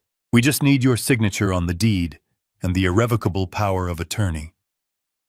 Jason thrust a pen into my hand. "Right here, Dad," he said, pointing to the line. "Just sign here, and then you can rest. Mom will be at peace." I held the pen. I let it hover over the paper. The room was so quiet I could hear the hum of the air conditioning. Jason was holding his breath. Vanessa was leaning forward, her eyes locked on the tip of the pen. Sarah was crying silently. I looked at the document. It was the trap contract Blackwood and I had drafted disguised within the stack. Jason hadn't even read it. He was too arrogant, too rushed. He just wanted the signature. I started to write the first letter of my name. W. Jason exhaled. Then I stopped. I lifted the pen. I looked at Jason. I let the confusion drop from my face. I let my spine straighten. I took off my glasses and set them on the table with a deliberate click. Jason frowned. "What's wrong? Why did you stop?" I turned to Sarah. "Sarah," I said, my voice clear, strong, the voice of the man who used to tear corporate fraudsters apart in courtrooms. "Look at me." Sarah looked up, startled by the change in my tone. "Dad, do you remember when you were 7 and you broke your arm falling off the swing set?" I asked. Jason looked frantic. "William, we don't have time for stories. The wire cutoff is in 20 minutes. Sign the papers." I ignored him. "Do you remember what your mother told you in the hospital, Sarah?" "She told you that pain is a signal. It tells you something is wrong. It tells you to protect yourself." Sarah nodded, confused. "Your pain right now, Sarah. The voices you hear, the nightmares. That is a signal. But it isn't coming from the grave. It's coming from this room." Jason slammed his hand on the table. "Enough, sign." "The damn papers, old man. You're losing it." I stood up. I didn't need the cane. I kicked it aside and it clattered across the floor. "Sit down, Jason," I ordered. My voice boomed across the room. It was a command, not a request. Jason froze. He had never heard me speak like that. He had only known William the retiree. He had never met William the auditor. I reached into my jacket and pulled out a small remote control. I pointed it at the large television screen mounted on the wall. "You wanted to play videos, Jason," I said. "You wanted to show us messages from the dead. Let's play a game." "I have a video too." I pressed the button. I had hacked into the conference room's casting system 10 minutes ago using the code Blackwood texted me. The screen flickered to life. But it wasn't the deepfake. It was a grainy handheld video. It was dated 5 years ago. The setting was a hospice room. The sound of a heart monitor beeped in the background. Sarah gasped. On the screen was Catherine. My Catherine. She was frail, her skin paper-thin, but her eyes were fierce. She was holding the camera herself. "Sarah, the video," Catherine whispered. "My sweet girl, if you are watching this, it means I am gone. And it means your father is worried." Jason turned pale. He looked from the screen to me, his mouth opening and closing. "I need to tell you something.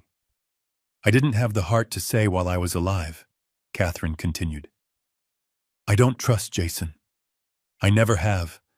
He has hungry eyes, Sarah. He looks at us and he sees numbers. He sees assets." Sarah let out a sob, her hands flying to her mouth. "He will try to take the house," Catherine said, her voice gaining strength. "He will try to hurt your father. Do not let him. Protect your father, Sarah, and protect yourself. He is a wolf in sheep's clothing." The video ended. The screen went black. The silence in the room was heavier than before. It was the silence of a truth so heavy, it crushed the air out of your lungs. "That's fake," Jason shouted, pointing a trembling finger at the screen. "He manipulated it. He's senile. He's using AI. He's projecting." I laughed. It was a cold, dry sound. "AI?" I asked. "That's an interesting accusation, Jason. Coming from you." I pressed the button on the remote again. A new video appeared. This one was high definition. Crisp, clear. It showed a modern loft apartment. It showed Jason standing over a woman with blonde hair. It showed Vanessa sitting at a computer console. "Make her sound more desperate," the Jason on the screen said. "Tell her the house is burning. Tell her I am hurting her." The Vanessa on the screen laughed. She leaned into a microphone. Sarah. Oh, Sarah. It burns. The voice coming from the speakers was Catherine's ghost, the same voice that had tormented my daughter for weeks. In the conference room, the real Vanessa gasped. She jumped up from her chair, knocking it over. Her wig slipped slightly. Sarah stood up slowly. She looked at the screen, watching her husband orchestrate her torture. She watched him laugh as the fake voice of her dead mother begged for mercy. She turned to Jason. Her face was unrecognizable. The grief was gone, replaced by a rage so pure it looked like madness. You, she whispered. Jason backed away, holding up his hands. Sarah, baby, it's not what it looks like. That's edited. He's crazy. He's trying to break us up. You made me think my mother was in hell, Sarah said, her voice rising to a scream. You made me think I was crazy. You drugged me. You watched me cry every night, and you laughed. She lunged at him. She didn't slap him. She punched him, a closed fist right in the jaw. Jason stumbled back, crashing into the wall. Sarah, stop. I stepped forward, placing a hand on Sarah's shoulder. She was shaking violently. It's over, Sarah, I said gently. He can't hurt you anymore. I turned to Vanessa. She was trying to edge toward the door. I wouldn't do that, Vanessa, I said calmly. The police are waiting in the lobby, and frankly, they are the least of your problems. Vanessa froze. Who are you? She hissed. You're supposed to be a gardener. I am a forensic accountant, I said. And I just audited your life.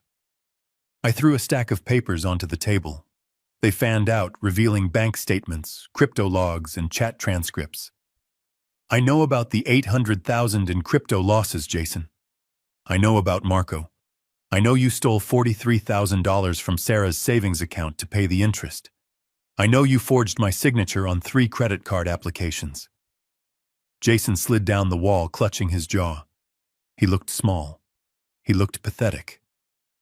You can't prove any of that, he spat blood on his teeth. I pointed to the document on the table, the one he was seconds away from signing. Actually, I don't have to, I said. You were about to do it for me. I picked up the contract. Do you know what this is, Jason? It's not a standard deed transfer. It's a trap contract. Section 14, paragraph C. By signing this as trustee, you consent to an immediate full-scope forensic audit of your personal finances to verify solvency. And Section 15 states that if any fraud is detected, you personally assume liability for all debts incurred by the grantor. That's me, and you forfeit all marital assets to the beneficiary. That's Sarah. Jason stared at the paper. You tricked me. I outplayed you, I corrected. The door to the conference room burst open. 4 police officers marched in, followed by a tall man in a trench coat. It was Blackwood. Jason Bennett, one of the officers asked. Jason tried to stand, but his legs gave out. I'm innocent. She did it. He pointed a shaking finger at Vanessa. She has the software. She did the voices. She blackmailed me, Vanessa shrieked. You liar. You paid me. I have the Venmo receipts. You told me the old man was dying anyway. Officer, arrest them both, Blackwood said, his voice deep and authoritative. We have the warrants. Conspiracy to commit fraud. Identity theft. Elder abuse, and extortion. The officers moved in. They handcuffed Jason first.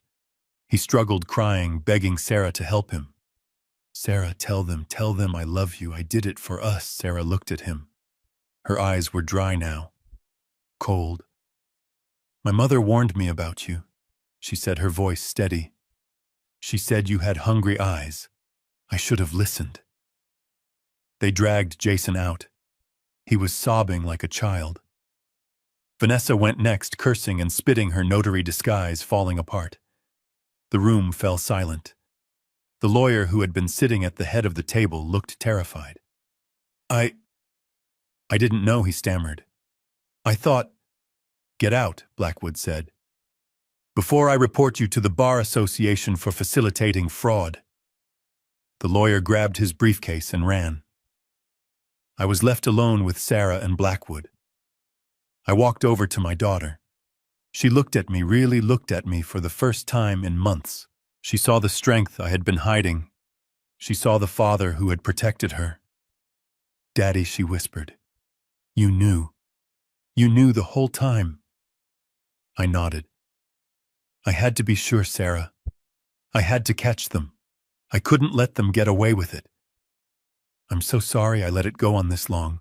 I'm so sorry you had to be scared." She hugged me. It was a fierce, desperate hug. "You saved me," she said. "You saved us." I looked over her shoulder at Blackwood. He gave me a rare, small smile and nodded. "It is done, William," he said. "The assets are frozen. The divorce papers are already being drafted. He won't get a dime. And Marco knows not to come looking for you. The debt is settled." I let out a long breath. The weight of the last week finally hit me. My knees felt weak for real this time. "Let's go home, Sarah," I said. "Let's go to the house. The real house." We walked out of the office, leaving the contract on the table. It was unsigned, but it had done its job. It had baited the trap.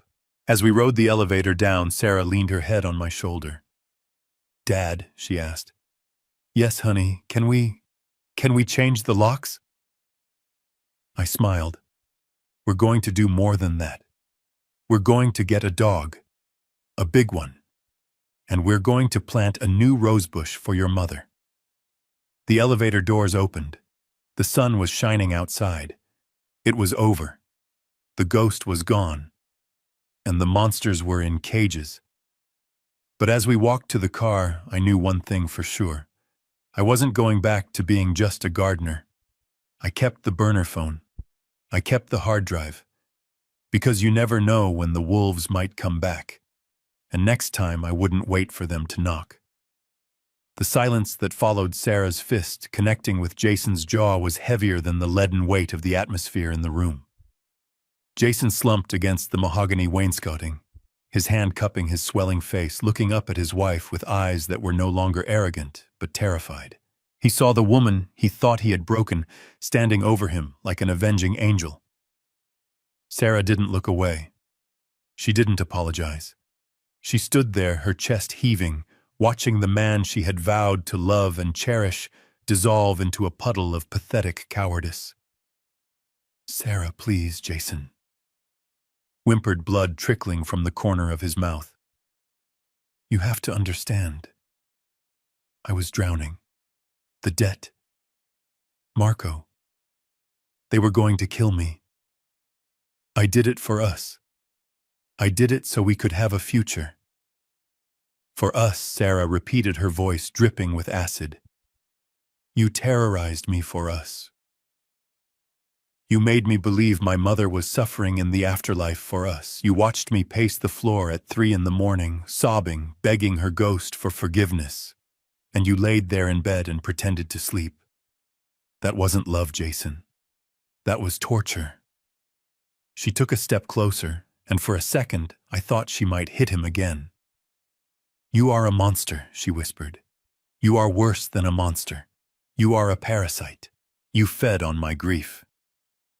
From the other side of the room, Vanessa let out a shrill, hysterical laugh as the officer tightened the zip ties around her wrists.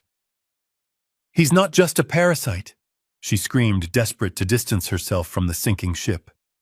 "He's the architect. He wrote the scripts. He told me to make the voice sound weaker," he said. "Make her sound like she's freezing to death. It freaks Sarah out more." Jason scrambled to his feet, lunging toward Vanessa, but the officers slammed him back against the wall. "Shut up," Jason roared. "You agreed to it. You took the crypto. I took a job," Vanessa yelled back, spitting on the expensive carpet. "You told me the old man was senile and abusive. You told me we were helping Sarah get her inheritance early. You didn't tell me you were stealing it to pay off a gambling debt. Officer, I want to cut a deal. I have his texts. I have the cloud logs. I can give you everything. Get them out of here, Blackwood commanded, his voice cutting through the chaos like a gavel. The officers grabbed Jason by the arms. He fought them, his shoes scuffing against the floor, losing all semblance of dignity. He looked at me then. He looked at the man he had called Dad for 5 years. William, he begged. William, tell them I'm family. You can't let them take me. I adjusted my cuffs, looking at him with the same dispassionate gaze I used to give executives right before the SEC raided their offices. You stopped being family the moment you pressed record on that microphone, Jason, I said calmly. Sarah turned her back on him. It was the most powerful thing she could have done. She walked to the window and looked out at the city, refusing to give him one last look of acknowledgement. Sarah. Sarah, look at me, Jason screamed as they dragged him toward the door. I love you. Keep walking, the officer grunted, shoving him into the hallway. The sounds of his sobbing faded as they marched him toward the elevators. Vanessa followed, cursing him with every step, listing his crimes to anyone who would listen. The elevator doors dinged open, then slid shut, cutting off the noise. The room fell silent again, but this time it was a clean silence. The air felt lighter. The smell of greed and fear was gone, replaced by the sterile scent of justice. I walked over to Sarah and placed a hand on her shoulder. She didn't turn around, but she covered my hand with hers. Her grip was strong. He's gone, sweetheart, I said. Good, she whispered. I hope he rots. She turned to me, then her eyes dry and clear. Let's go home, Dad. I have a lot of apologies to make to Mom's urn. You have nothing to apologize for, I told her. She shook her head. I doubted you. I doubted her. I let him in. We all let him in, Sarah. The important thing is, we just kicked him out. We left the office, leaving the unsigned trap contract on the table as a monument to a bullet dodged. As we walked out of the building, I saw a police cruiser pulling away with Jason in the back seat. He was pressing his face against the glass, weeping. I didn't feel pity. I felt the satisfaction of a ledger finally balancing out to zero. 6 months have passed since the day the handcuffs clicked shut on Jason Bennett's wrists. The house is quiet tonight, but it is the good kind of quiet. The silence of a home that is no longer holding its breath. Outside, the autumn leaves are falling, covering the driveway where Jason used to park his pretentious car. Inside, the fire is crackling in the hearth, casting a warm orange glow across the living room. Sarah is sitting on the rug, a mug of hot cocoa in her hands. She is reading a book, a real paper book, not a screen. Her hair is loose and shiny again. The dark circles that made her look like a corpse are gone, replaced by the soft flush of health. She laughs at something on the page, a light musical sound that I haven't heard in years. She is healing. The divorce was messy, of course. Jason tried to fight for assets he didn't have from his jail cell, but Blackwood crushed him like a bug. Sarah is free. She is scarred, yes. She still flinches when her phone rings late at night. But she is free. I sit in my armchair, the laptop open on my knees. I am looking at a folder labeled Case 894, Bennett. Inside are the audio files, the deepfakes, the digital abominations that stole my wife's voice and turned it into a weapon. I hover the cursor over the file named Catherine Pleading. Wave. I remember the sound of it. I remember how it made my blood freeze. I don't need this anymore. The district attorney has the originals. The jury has heard them. Jason is serving 15 years for fraud and elder abuse. Vanessa took a plea deal and is currently serving 5. The story is over. I select all the files. I drag them to the trash bin. I right-click. Empty trash. A progress bar appears. Deleting items. I watch the bar fill up. Green. Steady. Final. And just like that, the monster is gone. The ghost in the machine is exorcised. I close the laptop. I stand up and walk to the mantel. The urn is there, flanked by fresh flowers Sarah bought yesterday. I pick up the framed photo next to it. It's the real one. The one from our 40th anniversary. Catherine is laughing, her head thrown back, her eyes crinkled with genuine joy. This is the voice I choose to remember. Not the metallic, AI-generated whimper Jason created, but the warm, husky laugh that used to fill this house. Dad. Sarah asks, looking up from her book. What are you doing? I turn to her, placing the photo back down. Just cleaning up, sweetheart, I say. Just clearing out the last of the dust. She smiles at me. It is a brave smile. Do you think she knows? Sarah asks softly. Do you think Mom knows what we did? I look at the fire. I see the sparks rising up the chimney, disappearing into the night. I think she knew before we did, I reply. That's why she warned us. And I think she's finally resting now. I sit back down. The burner phone is gone, destroyed. The hard drive is locked away in a bank vault. I am just a gardener again.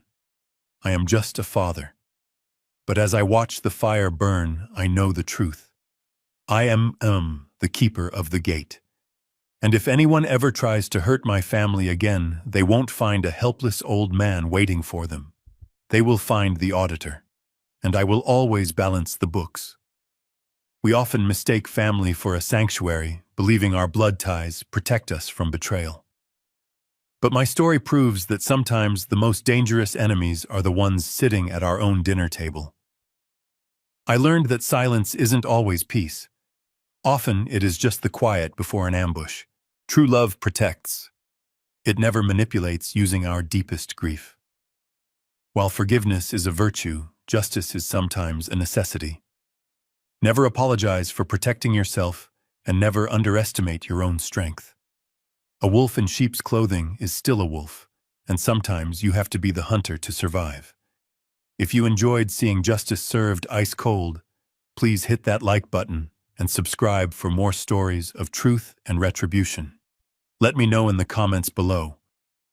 Would you have forgiven Jason, or would you have locked him up?